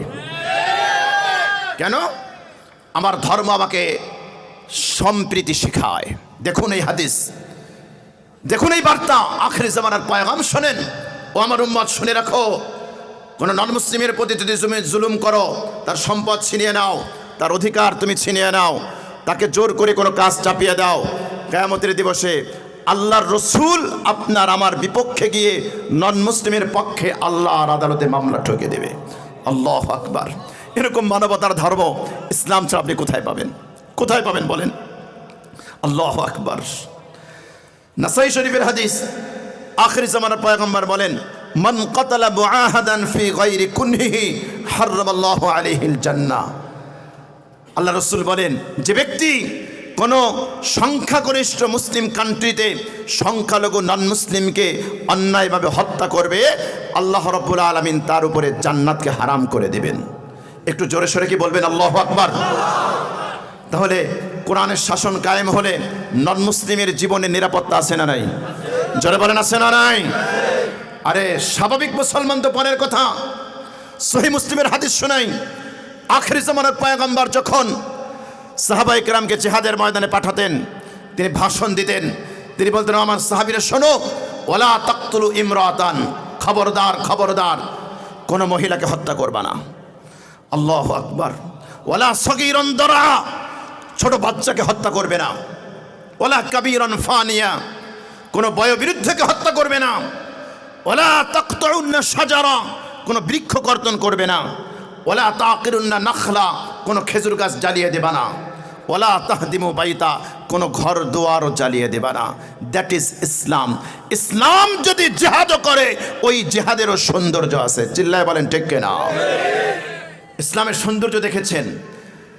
আল্লাহু আকবার। মুসান্নাফ ইবনে আবি শাইবার হাদিস, আখিরি জামানার পয়গম্বর কানা রাসূলুল্লাহ সাল্লাল্লাহু আলাইহি ওয়াসাল্লাম ইদা বাআসা জুয়ুশা, যখন কোনো বাহিনী পাঠাতেন তিনি বলে দিতেন ওয়ালা তাকতুলু আসহাবাস সাওয়ামি, খবরদার কোনো গির্জা, কোনো মন্দির, কোনো ধর্মীয় উপাসনালয়ের কোনো পাদ্রী, কোনো ধর্মীয় ব্যক্তিত্বকে তোমরা হত্যা করবা না। একটু জোরে বলেন না আল্লাহু আকবার।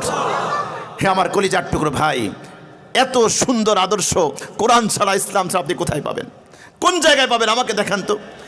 এজন্য নন মুসলিমদেরকে আয়স করা হয় যে বাংলাদেশে যদি কোরআনের শাসন কায়েম হয়ে যায় তোমাদের অধিকার ক্ষুণ্ণ হবে।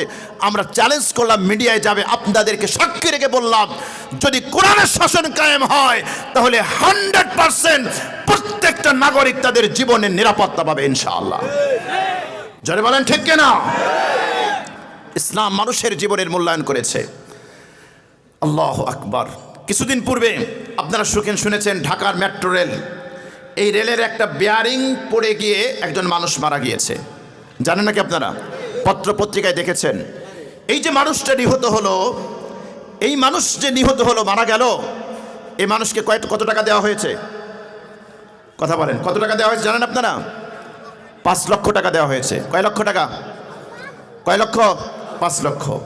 যদি কোরআনের আইন থাকতো তাহলে কমপক্ষে এই ব্যক্তিকে 10 কোটি টাকা দেওয়া লাগতো। একটু জোরে শুনতে চাই আল্লাহু আকবার। ইসলামে যদি ভুলবশত কেউ কাউকে হত্যা করে, আপনি পাখির দিকে তীর নিক্ষেপ করেছেন, অথবা আপনি কোনো কাজ করতে গিয়েছেন, ভুলক্রমে কোনো মানুষ মারা গিয়েছে, এই যে কোম্পানি বানিয়েছে মেট্রো রেল, যেই কোম্পানি বানিয়েছে, বেয়ারিং খুলে পড়ে একজন মানুষ মারা গিয়েছে, ইসলামের বিধান হলো অনাকাঙ্ক্ষিত ভুলবশত কোনো মানুষ যদি নিহত হয় তাকে দিয়াত দিতে হয়। দিয়াতের পরিমাণ কত জানেন? 100টি উট দিতে হয়। কত দিতে হয়? কথা কয় না। 100টি উট দিতে হবে। যিনি হত্যা করবে ভুলক্রমে তাকে দিতে হবে। তার যদি সম্পদ না থাকে, তার অভিভাবক যারা আছে তাদেরকে 100 উট দিতে হবে। নিহত ব্যক্তির ওয়ারিসদেরকে 100 উট দিতে হবে। এবার একটু মিলান হিসাব, গুগলে সার্চ দেন, মিডিয়াম ধরনের একটা উটের দাম 10 লক্ষ টাকা। কত? একটা উটের দাম কত? 10 লক্ষ টাকা। আপনি বলেন হুজুর আর একটু কমায় ধরি, 5 লক্ষ ধরি। আচ্ছা ধরেন, তাহলে 5 লক্ষ দিয়ে 100 গুণ দেন, কয় কোটি হয়? কথা কয় না। 5 কোটি হয়। আপনার শিক্ষিত মানুষ, 5 কোটি কত হয়? আলহামদুলিল্লাহ ঠিক বলেছেন, 5 কোটি। কত হয়? 5 কোটি হয়। তাহলে ভুলবশত যদি একজন মানুষ নিহত হয়, তাকে ওই কোম্পানি 5 কোটি টাকা দেবে, তা না হলে সরকার তাকে 5 কোটি টাকা দিতে বাধ্য থাকবে। একটু জোরে শুনতে চাই আল্লাহু আকবার। তাহলে জীবনের ভ্যালু ইসলাম দিয়েছে, ইসলাম মানুষের মূল্যায়ন করেছে। এই জায়গায় মুসলমান অমুসলিম নাই। একজন মানুষ নিহত হলে কমপক্ষে আপনার হিসেবে 5 কোটি, আর যদি মিডিয়াম উট ধরেন 10 লক্ষ, তাহলে কমপক্ষে কত? 10 কোটি টাকা দিতে হবে। তাহলে বলেন তো ইসলামে জীবনের নিরাপত্তা আছে না নাই?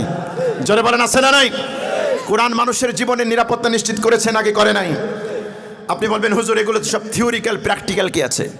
সবাই তো আর ধর্মের কথা মানবে না। চোরে কি ধর্মের কথা শুনবে? আরে কথা কয় না। আপনারা কি আমার আলোচনা বুঝতেছেন না? কষ্ট হচ্ছে আপনাদের? চোরে কি ধর্মের কথা শুনে? চোরে তো ধর্মের কথা শুনবে না। চোরে যদি ধর্মের কথা শুনতো তাহলে মসজিদে ঢুকে কোরআনের উপর পা দিয়ে ঘড়ি চুরি করতো নাকি? চোরকে ঠান্ডা করতে হবে কি দিয়ে? ডান্ডা দিয়ে। কি দিয়ে? চোরকে কি করে ঠান্ডা করতে হবে? ডান্ডা দিয়ে। ও ধর্মের কথা শুনবে না। এজন্য ইসলাম মানুষের জীবনের নিরাপত্তা নিশ্চিত করার জন্য কিসাসের বিধান দিয়েছে। কিসাস কি? হত্যার পরিবর্তে হত্যা। কোনো ব্যক্তি যদি অন্যায়ভাবে কাউকে হত্যা করে হাত কেটে ফেলে, যে হাত কর্তন করেছে ইসলামের বিধান হলো তারও হাত কেটে দেওয়া হবে। যদি কোনো ব্যক্তি অন্য কোনো ব্যক্তির পা কেটে ফেলেছে, ভেঙে দিয়েছে, ইসলামের বিধান হলো ওই ব্যক্তিরও পা ভেঙে দেওয়া হবে। এখানে কে উঁচু কে নিচু, কে রাজা কে প্রজা, কে শ্বেতাঙ্গ কে কৃষাঙ্গ, কে শহুরে কে গ্রাম্য, কে চাকরিজীবী কে শ্রমজীবী, কোনো পার্থক্য করে নাই। ইসলাম একটা প্রিন্সিপালে নিশ্চিত করেছে কে অপরাধী আর কে অপরাধী নয়। জোরে বলেন ঠিক কিনা? কিসাস, যারা আজকে মানুষকে গুলি করে হত্যা করে পাখির মতো, জীবনের কোনো নিরাপত্তা নাই। একজন হত্যাকারীকে ধরেন, জুমার নামাজের পরে বাইতুল মুকাররমের প্রধান ফটকে ওপেন আদালত কায়েম করেন, শত শত মিডিয়া উপস্থিত হোক, ওই জায়গায় রায় দেওয়া হোক, হত্যাকারীকে বিচার করা হোক, হত্যাকারীকে কিসাস দেওয়া হোক। বাংলাদেশে প্রত্যেকটা নাগরিক জীবনের নিরাপত্তা নিশ্চিত করবে ইনশাআল্লাহ, ইনশাআল্লাহ। আল্লাহু আকবার। ইসলাম কায়েম না হলে জীবনের নিরাপত্তা আসবে না। আমি একটা হাদিস শোনাই, বুখারী শরীফের হাদিস। আপনাদের কি কষ্ট হচ্ছে? আলোচনা আমরা শর্ট করে দিব। বুখারীর হাদিস, খাব্বাব ইবনুল আরাত রাদিয়াল্লাহু তাআলা আনহু, খাব্বাব ইবনুল আরাত রাদিয়াল্লাহু তাআলা আনহু। 10:25 পর্যন্ত আলোচনা চলবে, 15 মিনিট, 15 মিনিট। আচ্ছা, খাব্বাব ইবনুল আরাত রাদিয়াল্লাহু তাআলা আনহু থেকে বর্ণিত, তিনি বলেন, শাকাউনা ইলা রাসূলিল্লাহি সাল্লাল্লাহু আলাইহি ওয়াসাল্লাম ওয়া হুয়া মুতাওয়াসসিদুন বুরদাতান লাহু ফি জিল্লিল কাবা। খাব্বাব ইবনুল আরাত বলেন, আমরা আল্লাহর রাসূলের কাছে একটা অভিযোগ নিয়ে গেলাম। আল্লাহ রাসূল গায়ের চাদরটা বালিশ বানিয়ে কাবা শরীফের ছায়ায় তিনি বিশ্রাম নিচ্ছিলেন। ওই অবস্থায় আল্লাহ রাসূলের কাছে গিয়ে বললাম, আলা তাস্তানসিরু লানা, আলা তাদউল্লাহ লানা। হে আল্লাহর নবী, আমরা এত নির্যাতিত হচ্ছি, এত নিষ্পেষিত হচ্ছি, আপনি কি আল্লাহর কাছে সাহায্য চাইবেন না? আল্লাহর কাছে কি আপনি আমাদের জন্য দোয়া করবেন না? আমরা এত নির্যাতনের সহ্য করতে পারি না। বিলাল রাদিয়াল্লাহু তাআলা আনহু আর নির্যাতন, খাব্বাব রাদিয়াল্লাহু তাআলা আনহু তার নির্যাতন, সুহাইব রুমির নির্যাতন, হযরত সুমাইয়া রাদিয়াল্লাহু তাআলা আনহা তার লজ্জাস্থানের মধ্যে বর্ষা নিক্ষেপ করে আবু জেহেল তাকে শহীদ করে দিয়েছিল। ইয়া রাসূলুল্লাহ, এই নির্যাতন সহ্য করা যায় না, আপনি আমাদের জন্য আল্লাহর কাছে দোয়া করেন। আল্লাহ নবী একটু উঠে বসলেন, তিনি বললেন, কানার রাজুলু ফী মান ক্বাবলাকুম, তোমাদের পূর্বে যারা ঈমান এনেছিল, ইউহফারু লাহু ফিল আরদি, শুধুমাত্র ঈমান আনার কারণে, শুধুমাত্র ঈমান আনার কারণে, শুধুমাত্র ঈমান আনার কারণে জমিনে গর্ত খোঁড়া হয়েছে। আল্লাহু আকবার। ফায়ুজালু ফীহি, ইমানদার ব্যক্তিকে ধরে আনা হয়েছে, এই গর্তের মধ্যে রাখা হয়েছে। ফায়ুজাউ বিল মিনশার, এরপরে করাত আনা হয়েছে, করাত। ফায়ুদাউ আলা রাসি, তার মাথার উপরে রাখা হয়েছে। ফায়ুশাক্কু বিসনাতাইন, একজন জীবন্ত মানুষকে চিরতে চিরতে তাকে দ্বিখণ্ডিত করে দেওয়া হয়েছে। আখির জামানার পয়গম্বর বলেন, ওমা ইয়াসুদ্দুহু যালিকা আন দীনি, এরপরেও সে ব্যক্তি ইসলাম থেকে, দিন থেকে বিন্দুমাত্র সরে যায় নাই। একটু জোরে বলেন সুবহানাল্লাহ। ওয়ুমশাতু বিআমশাতিল হাদিদ, কখনো কখনো লোহার চিরুনি দিয়ে জীবন্ত মানুষকে আঁচড়িয়ে শরীর থেকে গোশত হাড্ডিগুলো আলাদা করে দেওয়া হতো। মা দুনা লাহমিহি মিন আযবিন ওয়ালা আসাবিন, তাদের শরীর থেকে গোশত, শিরা উপশিরাগুলো আলাদা করে দেওয়া হতো। আখির জামানার পয়গম্বর বলেন, ওমা ইয়াসুদ্দুহু যালিকা আন দীনি, এরপরেও তারা দিন থেকে বিন্দুমাত্র সরে যায় নাই। হে আমার প্রিয় ভাইয়েরা, দিনের উপর চললে পরীক্ষা আসবে নাকি আসবে না? অবশ্যই আসবে। আখির জামানার পয়গম্বর বললেন, আল্লাহি লা ইউতিম্মান্না হাদাল আমর হাত্তা ইয়াসিরা রাকিবু মিন সানআ ইলা হাদরামাউত। আল্লাহর কসম করে বলি, আল্লাহ রাব্বুল আলামিন এক সময় এই জমিনে তার দিন প্রতিষ্ঠা করে দিবে। আর দিন যখন প্রতিষ্ঠা হয়ে যাবে, একজন মানুষ ইয়ামেনের রাজধানী সানা থেকে মক্কা হাজারামাউত পর্যন্ত রাতের অন্ধকারে একাকী ভ্রমণ করবে। লা ইয়াখাফু ইল্লাল্লাহ আবিযিবা আলা গনামি, একমাত্র আল্লাহ ছাড়া তার জীবনের হুমকি, তার সম্পদ ছিনতাই হওয়ার কোনো হুমকি থাকবে না। নিরাপত্তার সাথে সে ব্যক্তি ভ্রমণ করতে পারবে। আল্লাহু আকবার। কখন বললেন আল্লাহ রাসূল? দিন কায়েম হবে, নিরাপত্তা আসবে। এজন্য ভাই, কোরআন যখন সমাজে এস্টাবলিশ হবে, তখনই আমাদের জীবনে নিরাপত্তা আসবে। তো আপনি যদি সময় শেষ হয়ে যাচ্ছে, আমি শুধু মূল পয়েন্টগুলো বলে যাচ্ছি, আর ডিটেলসে যাওয়া যাবে না। কোরআন যদি এস্টাবলিশ হয় সমাজে, তাহলে 2 নম্বর হচ্ছে আপনি আপনার জীবনে নিরাপত্তা পাবেন। 3 নম্বর হচ্ছে আপনি আপনার জীবনে ন্যায় বিচার পাবেন, ইনসাফ ভিত্তিক ন্যায় বিচার পাবেন। কোরআন আপনাকে এটা নিশ্চিত করবে। ইসলামের বিচার ব্যবস্থা কেমন? হযরত আলী রাদিয়াল্লাহু তাআলা আনহু তার জামানার একটা ঘটনা। হযরত আলী রাদিয়াল্লাহু তাআলা আনহু তার একটা ঢাল হারিয়ে গিয়েছে। ঢাল খুঁজে পাওয়া যায় না, বর্ম খুঁজে পাওয়া যাচ্ছে না। অনেক দিন পরে খুঁজতে খুঁজতে ঢালটি পাওয়া গেল একজন ইহুদির কাছে। কার কাছে পাওয়া গেছে? ইহুদির কাছে পাওয়া গিয়েছে। আল্লাহু আকবার। আলী রাদিয়াল্লাহু তাআলা আনহু তিনি হলেন আমিরুল মুমিনিন, তিনি হলেন রাষ্ট্রের প্রধানমন্ত্রী, খলিফা। তিনি গিয়ে বললেন, ইহুদি তোমার কাছে আমার ঢাল পাওয়া গিয়েছে, ঢালটা দিয়ে দাও। ইহুদি বলে, আমিরুল মুমিনিন আপনার প্রমাণ কি? এ ঢাল তো আপনার না, এ ঢাল আমার, আমি আপনাকে ঢাল দিব না। ঠিক আছে, চলো আদালতে। আদালতে মোকদ্দমা দায়ের হয়েছে। চিফ জাস্টিস হলেন কাজী সুরাই। ভালো করে খেয়াল করবেন, কাজী সুরাই হলেন চিফ জাস্টিস। আল্লাহু আকবার। কাজী সুরাই, এক পাশে আসামি হলেন প্রধানমন্ত্রী খলিফা আলী রাদিয়াল্লাহু তাআলা আনহু, আরেক পক্ষের একজন ইহুদি, সাধারণ একজন নাগরিক। শুনানি চলছে। কাজী সুরাই বললেন, আমিরুল মুমিনিন বলেন, হিয়ারিং হচ্ছে, বলেন আপনার কি আবদার? আলী রাদিয়াল্লাহু তাআলা আনহু বলেন, ওই ঢাল আমার, ঢাল হারিয়ে গিয়েছিল, ইহুদির কাছে পেয়েছি। আমি মহামান্য চিফ জাস্টিসের কাছে নিবেদন করছি যাতে আমার ঢালটা আমাকে দিয়ে দেওয়া হোক। কাজী সুরাই বললেন, ঠিক আছে, আপনি প্রমাণ পেশ করেন, এ ঢাল যে আপনার, সাক্ষী পেশ করেন। আলী রাদিয়াল্লাহু তাআলা আনহু তিনি বললেন, আমার সন্তান হাসান আমার সাক্ষী, সে সাক্ষী দিবে যে ওই ঢাল আমার। কাজী সুরাই বললেন, আমিরুল মুমিনিন, হুকুকের ব্যাপারে, নিজের অধিকারের ব্যাপারে বাবার পক্ষে সন্তানের সাক্ষী গ্রহণযোগ্য না। একটু জোরে বলেন আল্লাহু আকবার, আল্লাহু আকবার। ইহুদিকে বললেন, ইহুদি তোমার প্রমাণ কি? ইহুদি বললেন, যেহেতু আমিরুল মুমিনিন সাক্ষী পেশ করতে পারেন নাই, আর প্রিন্সিপাল হলো মালিকানা, যার কোনো জিনিস যার হাতে থাকবে মালিকানা তার প্রমাণ হবে যতক্ষণ না পর্যন্ত অন্য কেউ এভিডেন্স দিতে পারে। যেহেতু আমিরুল মুমিনিন কোনো এভিডেন্স দিতে পারে নাই, এ ঢাল আমার, আমি দাবি করি। কাজী সুরাই বললেন, আমিরুল মুমিনিন, আপনি যথোপযুক্ত প্রমাণ দিতে পারেন নাই। কাজী সুরাইয়ের বিচার হলো এই ঢালের মালিক হলো একজন ইহুদি। একটু জোরে বলেন আল্লাহু আকবার। That is Islam, that is Islam. আল্লাহু আকবার। ইহুদি চিন্তা করলো, আরে এ কেমন ধর্ম? আমি একজন সাধারণ ইহুদি, আমি অন্য ধর্মের মানুষ, যেই ধর্মের চিফ জাস্টিস, ওই ধর্মের সর্বোচ্চ পাওয়ারওয়ালা ব্যক্তি, সুপ্রিম পাওয়ারওয়ালা ব্যক্তি আমিরুল মুমিনিন আলী রাদিয়াল্লাহু তাআলা আনহু, তার বিরুদ্ধে রায় দিতে বিন্দুমাত্র কুণ্ঠাবোধ করে না। এই ধর্ম মিথ্যা হতে পারে না, সঙ্গে সঙ্গে কালিমা পড়ে মুসলমান হয়ে গিয়েছে। দ্যাট ইজ ইসলাম। এ হলো ইসলামের ন্যায় বিচার। আল্লাহু আকবার। বুখারীর একটা হাদিস শোনাই। মক্কা বিজয় হয়েছে, বিজয় হওয়ার পরে কোরআনের শাসন কায়েম হয়েছে। এটা বুখারীর হাদিস। মক্কার একটা সম্ভ্রান্ত একটা ফ্যামিলি, সম্ভ্রান্ত একটা বংশ ছিল, নাম হলো মাখজুমি বংশ, মাখজুমি গোত্র। এই গোত্রের ফাতেমা নামে একজন মহিলা চুরি করেছে। মক্কা বিজয় হয়েছে, কোরআনের শাসন কায়েম হবে, কোরআন অনুযায়ী বিচার হবে।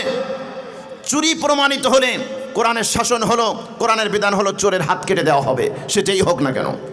যদি চুরি প্রমাণিত হয়, আদালতে বিচার যায়, চোরকে ধরে হাত কেটে দেওয়া হবে।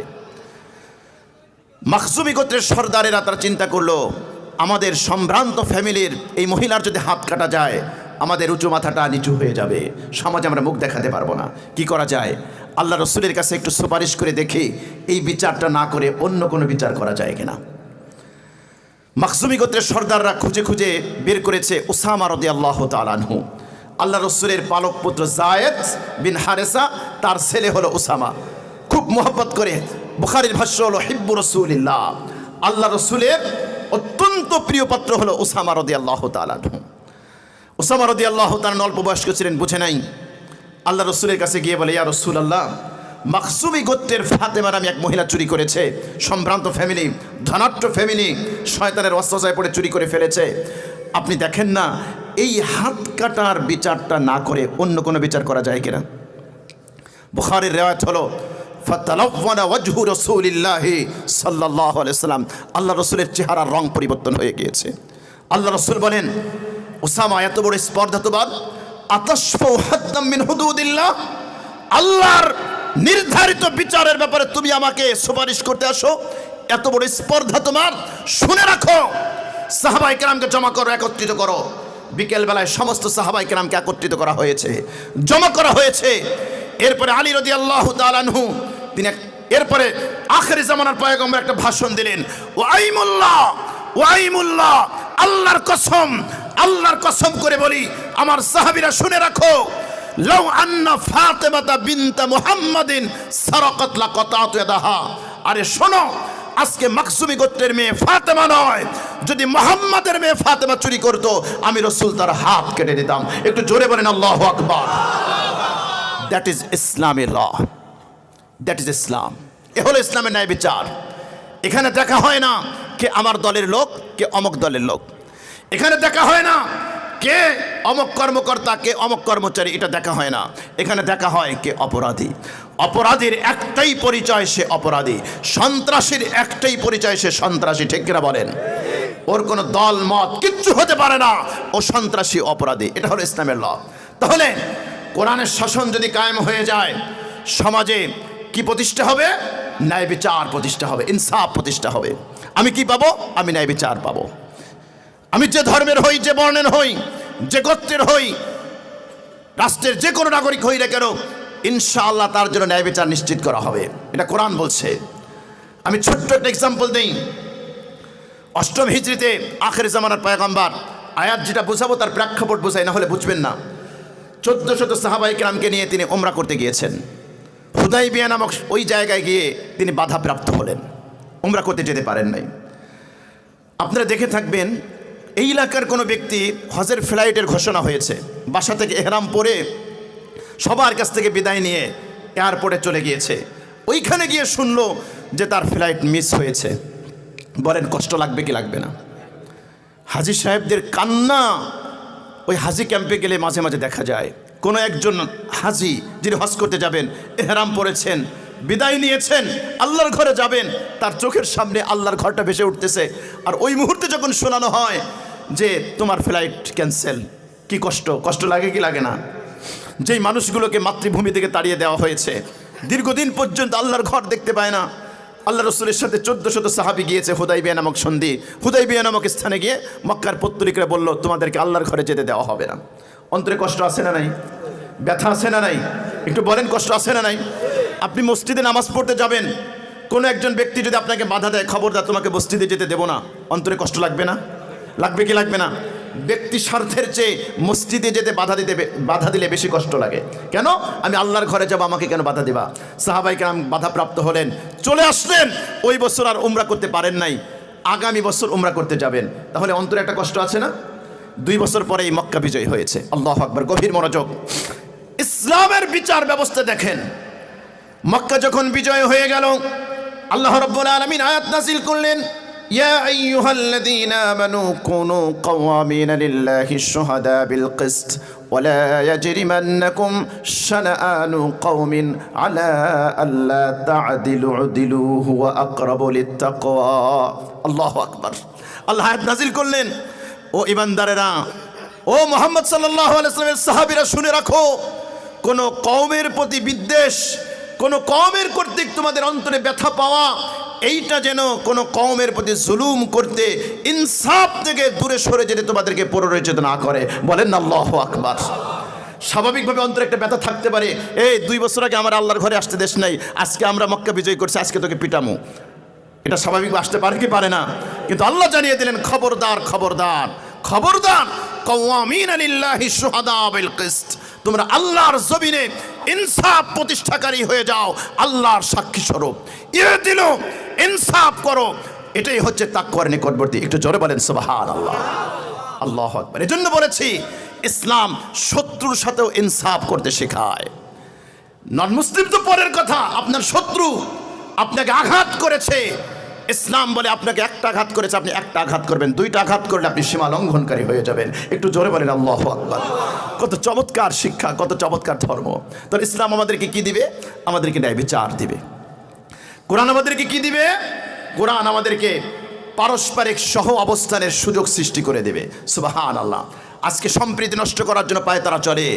ইসলাম আমাদেরকে পারস্পরিক সম্প্রীতির বন্ধনে অটুট থাকার শিক্ষা দেয়। সুবহানাল্লাহ। কোরআন বলে ওয়ালা তাসুব্বুল্লাযীনা ইয়াদউনা মিন দুনিল্লাহি ফায়াসুব্বুল্লাহা আদওয়ান বিগাইরি ইলম কাযালিকা যায়্যানা লিকুল্লি উম্মাতিন আমালাহুম।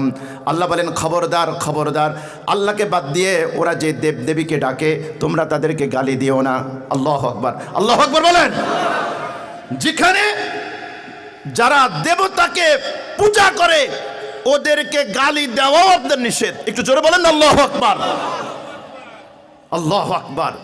একজন নন মুসলিমকে অনর্থক গালি দেওয়াও আপনার জন্য জায়েজ নেই। ইসলাম কাকে বলে? আল্লাহু আকবার।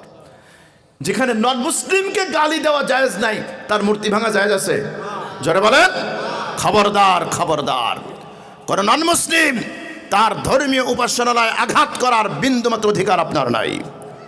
আপনার জন্য বিলকুল না জায়েজ, হারাম, আপনি এটা করতে পারবেন না।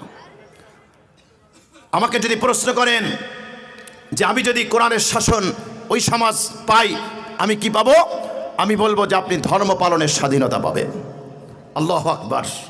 কোরআন আমাদেরকে এটা নিশ্চিত করেছে, রাষ্ট্রের প্রত্যেকটা নাগরিক তার ধর্ম পালনের সম্পূর্ণ স্বাধীনতা ভোগ করবে। এটা ইসলাম দিয়েছে। ইসলামের উপরে ওরিয়েন্টালিস্ট যারা আছে তারা একটা ব্লেম দেয় যে ইসলাম তরবারির জোরে বিজয়ী হয়েছে। আমরা বলি না, ইসলাম তরবারির জোরে বিজয়ী হয় নাই, ইসলাম তার আদর্শ দেখিয়ে বিজয় লাভ করেছে। আল্লাহু আকবার বলেন। পশ্চিমারা আমাদের উপর ব্লেম দেয় যদি ইসলাম তরবারির জোরে বিজয় লাভ করত, ভারতবর্ষে মুসলমানরা কতশো বছর শাসন করেছে, কোনো হিন্দু থাকার কথা ছিল? কথা বলেন। তরবারির জোরে যদি ইসলাম গ্রহণ করতে বাধ্য করা জায়েজ হতো, ইসলামের নির্দেশ হতো, ভারতবর্ষে কোনো নন মুসলিম খুঁজে পাওয়া যেত না। ভারতবর্ষে হিন্দু বেশি না মুসলমান বেশি? অথচ কতশো বছর পর্যন্ত মুসলমান শাসন করেছে। আল্লাহু আকবার। হিজাজে আরবে ইহুদি খ্রিস্টান আছে না নাই? আরে কথা বলেন, আছে না নাই? আছে। যদি তরবারি ঠেকিয়ে ইসলাম গ্রহণ করতে বাধ্য করা ইসলামের নির্দেশ হতো, আরব ভূমিতে কোনো ইহুদি খ্রিস্টান খুঁজে পাওয়া যাওয়ার কথা না। অথচ হাজার হাজার ইহুদি খ্রিস্টান সেখানে আছে। এজন্য ইসলাম প্রত্যেকের ধর্ম পালনের স্বাধীনতা নিশ্চিত করেছে। আপনি যদি ইসলামের নাম দিয়ে কাউকে অস্ত্র ঠেকিয়ে ইসলাম গ্রহণ করতে বাধ্য করেন, কেউ কথা না বললে আমরা আপনার বিরুদ্ধে কথা বলবো। কেন? এই অধিকার ইসলাম আপনাকে দেয় নাই। আপনি ইসলামের সৌন্দর্য তুলে ধরবেন, দাওয়াত দিবেন, জোরপূর্বক ধর্মান্তরিত করা এটা ইসলামের শিক্ষা নয়। লা ইকরাহা ফিদ্দিন, দিনের ব্যাপারে কোনো বাধ্যবাধকতা নাই, চাপাচাপি নাই, বাড়াবাড়ি নাই। তাহলে কোরআনের শাসন কায়েম হলে আপনি কি পাবেন? আপনি ধর্ম পালনের স্বাধীনতা পাবেন। কোরআনের শাসন কায়েম হলে আপনি কি পাবেন? আপনি পেশা গ্রহণের স্বাধীনতা পাবেন। কাজেই এই বিষয়গুলো যদি সমাজে বাস্তবায়ন হয়, সমাজে শান্তি আসবে নাকি আসবে না? জোরে বলেন, আসবে নাকি আসবে না? এজন্য আমরা বলেছি কোরআন শান্তির কথা বলে। কিসের কথা বলে? কিসের কথা বলে? আরে বলেন না, কিসের কথা বলে? শান্তির কথা বলে। ইসলাম শান্তির কথা বলে। অনেকে বলে ইসলাম অর্থ শান্তি। ইসলাম অর্থ শান্তি না। ইসলাম অর্থ শান্তি? ওলামায়ে কেরাম এখানে আছে। ইসলাম অর্থ কি না? শান্তি না। ইসলাম অর্থ হচ্ছে সারেন্ডার করা, আত্মসমর্পণ করা। সালাম মানে শান্তি, ইসলাম মানে হলো আত্মসমর্পণ করা। আপনি একজন মুসলিম, তার মানে হলো আপনি কমপ্লিটলি সারেন্ডার করবেন। কার কাছে? জোরে বলেন, কার কাছে? আল্লাহর কাছে। আল্লাহর কাছে সারেন্ডার করা মানে হচ্ছে কোরআনের কাছে সারেন্ডার করা। একজন মুসলিম যদি কোরআনের কাছে সারেন্ডার করে, কোরআনের প্রিন্সিপালের, কোরআনের বিধানের বাইরে যাওয়ার কোনো সুযোগ আছে? জোরে বলেন, আছে? তাহলে কোরআন তো শান্তির কথা বলে। এজন্য আপনিও শান্তিকামী হতে হবে। সমাজে বিশৃঙ্খলা করা যাবে না। আজকের পৃথিবীতে সংঘাত, অশান্তির আরেকটা কারণ হলো মালিক এবং শ্রমিক সংঘাত। আছে না নাই? কথা বলেন, আছে না নাই? মালিক এবং শ্রমিক সংঘাত আজকের পৃথিবীতে একটা জ্বলন্ত আগ্নেয়গিরি হয়েছে। পৃথিবীতে প্রত্যেকে অধিকার চায়। মালিক চায় তার অধিকার পেতে, শ্রমিক চায় তার অধিকার পেতে। ইসলাম প্রত্যেকের অধিকারের পাশাপাশি দায়িত্ব এবং কর্তব্যটাও নিশ্চিত করে দিয়েছে। আল্লাহু আকবার। এখানে হচ্ছে ইসলামের শ্রেষ্ঠত্ব। আমি শুধু আমার অধিকার চাই, কিন্তু আমার কি দায়িত্ব কর্তব্য আছে এই ব্যাপারে আমি অসচেতন। আজকে দেখবেন আজকের পৃথিবীতে স্বামী এবং স্ত্রীদের মধ্যে ঝগড়া হয় কি হয় না? আরে কথা বলে হয় কি হয় না? স্বামী হিসেবে আমি কি চাই?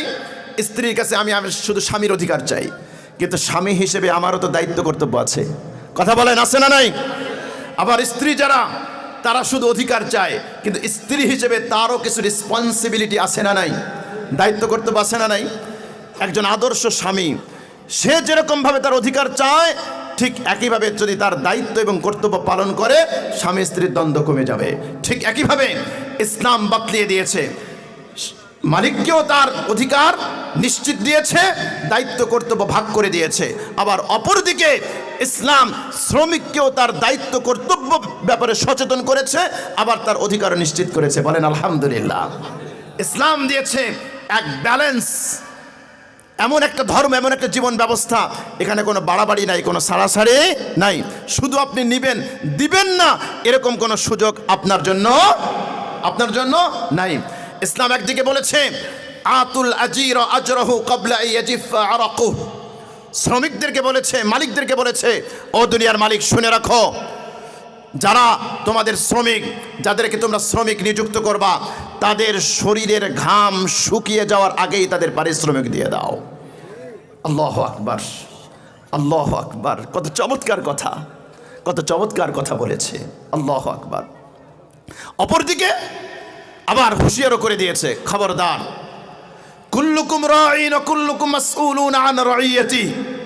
মালিককেও সতর্কবার্তা দিয়েছে, ও মালিক, তুমি শুধু শ্রমিকের কাছ থেকে নিবা, শ্রমিককে দিবা না, এটা হবে না।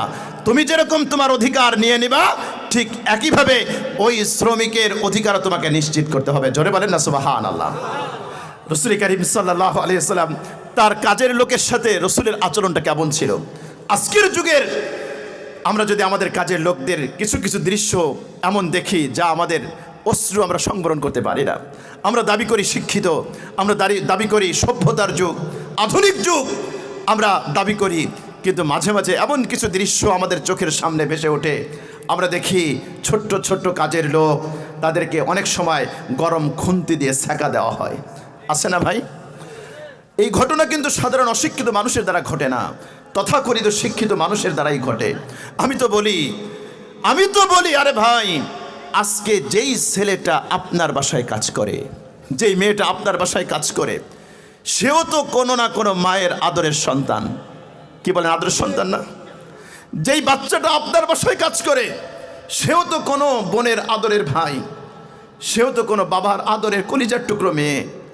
আজকে আপনি ছোট্ট বাচ্চা, কাজের লোক, শ্রমিকের সাথে এই আচরণ করেন।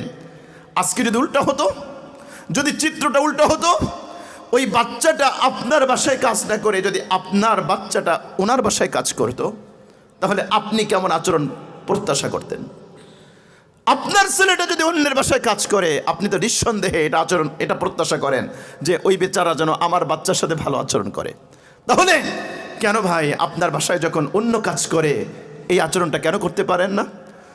কেন করতে পারেন না আপনি? আপনার মানবতা কোথায়?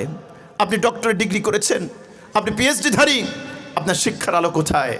আমি তো বলি, যে সকল মানুষের দ্বারা এই ধরনের অমানবিক কাজ হয়, ওদের সার্টিফিকেট থাকতে পারে, ওদের মধ্যে শিক্ষার কোনো আলো নাই। তা না হলে এই ছোট বাচ্চাদের সাথে এমন আচরণ করা কখনোই তারা করতে পারে না। ঠিক কিনা বলেন? রাসূল সাল্লাল্লাহু আলাইহি ওয়াসাল্লাম তার কাজের লোকের সাথে, তার শ্রমিকের সাথে কেমন আচরণ করেছেন?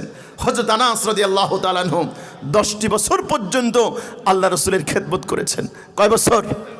10 বছর পর্যন্ত। হযরত আনাস রাদিয়াল্লাহু তাআলা আনহু তিনি বলেন, 10টা বছর পর্যন্ত আমি রাসূলের খেদমত করেছি। আল্লাহ রাসূল কোনোদিন আমাকে বলে নাই, আনাস কেন এইটা করো নাই, কেন এইটা করেছো? একটু জোরে বলেন না সুবহানাল্লাহ, সুবহানাল্লাহ। শ্রমিকের সাথে কেমন আচরণ ছিল রাসূলের? হযরত আনাস বলেন, আল্লাহ রাসূল একদিন আমাকে কাজে পাঠিয়েছেন, আমাকে একটা গুরুত্বপূর্ণ কাজে পাঠিয়েছেন, কিন্তু আমি তো ছোট মানুষ ছিলাম, আমি ছোট বালক ছিলাম, অত কিছু বুঝি নাই। বাচ্চারা খেলতেছে, আমি ওইখানে দাঁড়িয়ে দাঁড়িয়ে খেলা দেখতেছি। অনেক সময় চলে গিয়েছে, আমি আল্লাহ রাসূলের কাজটা করি নাই, আমি একেবারে নিমগ্ন হয়ে খেলা দেখতেছিলাম। অনেক সময় যাওয়ার পরে আমি আমার মাথায় একটা স্নেহের হাতের স্পর্শ অনুভব করলাম। আল্লাহু আকবার। হযরত আনাস বলেন, পিছনের দিকে তাকিয়ে দেখি আল্লাহর রসুল পিছনে দাঁড়িয়ে মুচকি মুচকি হাসতেছে। একটু বলেন না সুবহানাল্লাহ, সুবহানাল্লাহ, সুবহানাল্লাহ। আল্লাহ রসুল মুচকি হেসে বললেন, আনাস, কাজটা কি শেষ হয়েছে? আনাস রাদিয়াল্লাহু তাআলা বলেন, ইয়া রাসূলুল্লাহ, আমি এখনো কাজ পর্যন্ত পৌঁছাতেই পারি নাই। আনাস রাদিয়াল্লাহু তাআলা বলেন, আল্লাহ রসুল না আমাকে একটা ধমক দিয়েছেন, একটা গালি দিয়েছেন, মুচকি হেসে চলে গিয়েছেন। আপনি দাবি করেন আপনি আখিরি জামানার পয়গম্বরের উম্মত। হে আমার প্রিয় ভাইয়েরা, আমার পর্দার আড়ালের দিনে বইয়েরা, বোনেরা, কোথায় রসুলের আদর্শ আমাদের জীবনের মধ্যে? কোথায় জীবনের মধ্যে? বুখারীর হাদিসে এসেছে, হযরত আবু যর গিফারী রাদিয়াল্লাহু তাআলা আনহু, তিনি রবজা নামক জায়গায় আছেন। তার গায়ে একটা দামি শাল, একটা চাদর। তার একটা কাজের লোক গোলাম, তার গায়ে সেম একটা দামের চাদর তার গায়ে। মানুষ জিজ্ঞেস করলেন, আবু যর, কি ব্যাপার? তোমার গায়েও যেই ধরনের কাপড়, তোমার গায়েও যেই ধরনের শাল, তোমার শ্রমিক, তোমার কাজের লোক, তার গায়েও একই ধরনের শাল, কারণ কি? হযরত আবু যর বললেন, আওসানি খলিলি, আমার বন্ধু মুহাম্মদ সাল্লাল্লাহু আলাইহি ওয়াসাল্লাম আমাকে বলেছে, আবু যর, তুমি যা খাবে তোমার কাজের লোককে তাই খাওয়াবে, তুমি যা পরবে তোমার কাজের লোককে তাই পরাবে।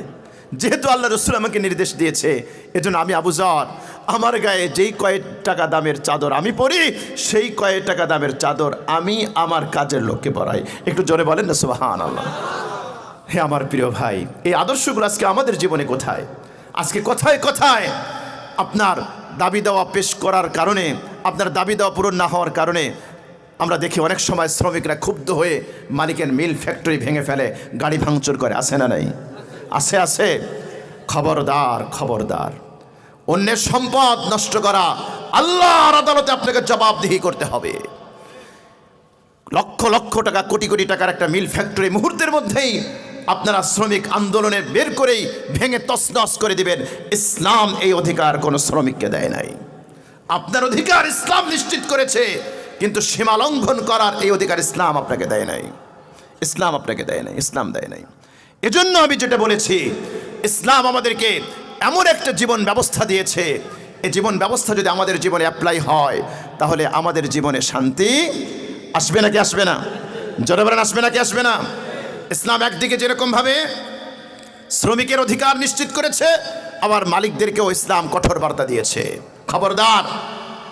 রাসূল সাল্লাল্লাহু আলাইহি ওয়াসাল্লাম বলেছেন, বুখারীর হাদিস, আল্লাহ রাব্বুল আলামিন স্বয়ং 3 ব্যক্তির বিরুদ্ধে কিয়ামতের দিবসে তিনি দাঁড়িয়ে যাবেন। আল্লাহু আকবার। স্বয়ং আল্লাহ যদি কোনো ব্যক্তির বিরুদ্ধে দাঁড়িয়ে যায়, তাহলে তার নাজাতের কোনো গ্যারান্টি আছে? কোনো গ্যারান্টি আছে? বলেন। আল্লাহু আকবার। আখিরি জামানার পয়গম্বর বলেন, তার মধ্যে অন্যতম হলো ওই ব্যক্তি যে শুধু শ্রমিককে কাজ নিয়েছে, কিন্তু তার মূল্য পরিশোধ করে নাই। আছে না নাই? আছে না? এরকম কঠোর বার্তা আল্লাহ রসুল দিয়েছেন। এজন্য আমরা প্রত্যেকের দায়িত্ব এবং কর্তব্য সম্পর্কে সচেতন হব তো ইনশাআল্লাহ? জোরে বলেন ইনশাআল্লাহ। কোরআন এবং সুন্নাহর এই কথাগুলো মানব তো ইনশাআল্লাহ? লাকাদ কানা লাকুম ফি রাসূলিল্লাহি উসওয়াতুন হাসানা। আল্লাহ রাব্বুল আলামিন আখির জামানার পয়গম্বরকে আমাদের জন্য মডেল বানিয়েছেন, আমাদের জন্য আদর্শ বানিয়েছেন। আমাদের জীবনের জন্য আদর্শ খুঁজতে হবে আখির জামানার পয়গম্বরের মাঝে। তার সিরাত চর্চা করতে হবে, তার জীবনী পড়তে হবে, তার হাদিস পড়তে হবে, কোরআন পড়তে হবে। রাজি আছি তো ইনশাআল্লাহ? কারা কারা রাজি? একটু হাত উঁচু করে আল্লাহকে দেখাই। লিল্লাহে তাকবীর, লিল্লাহে তাকবীর, লিল্লাহে তাকবীর। হাত নামান। আল্লাহ রাব্বুল আলামিন কথাগুলোর উপরে আমাকে আপনাকে প্রত্যেকে আমল করার তৌফিক দান করেন।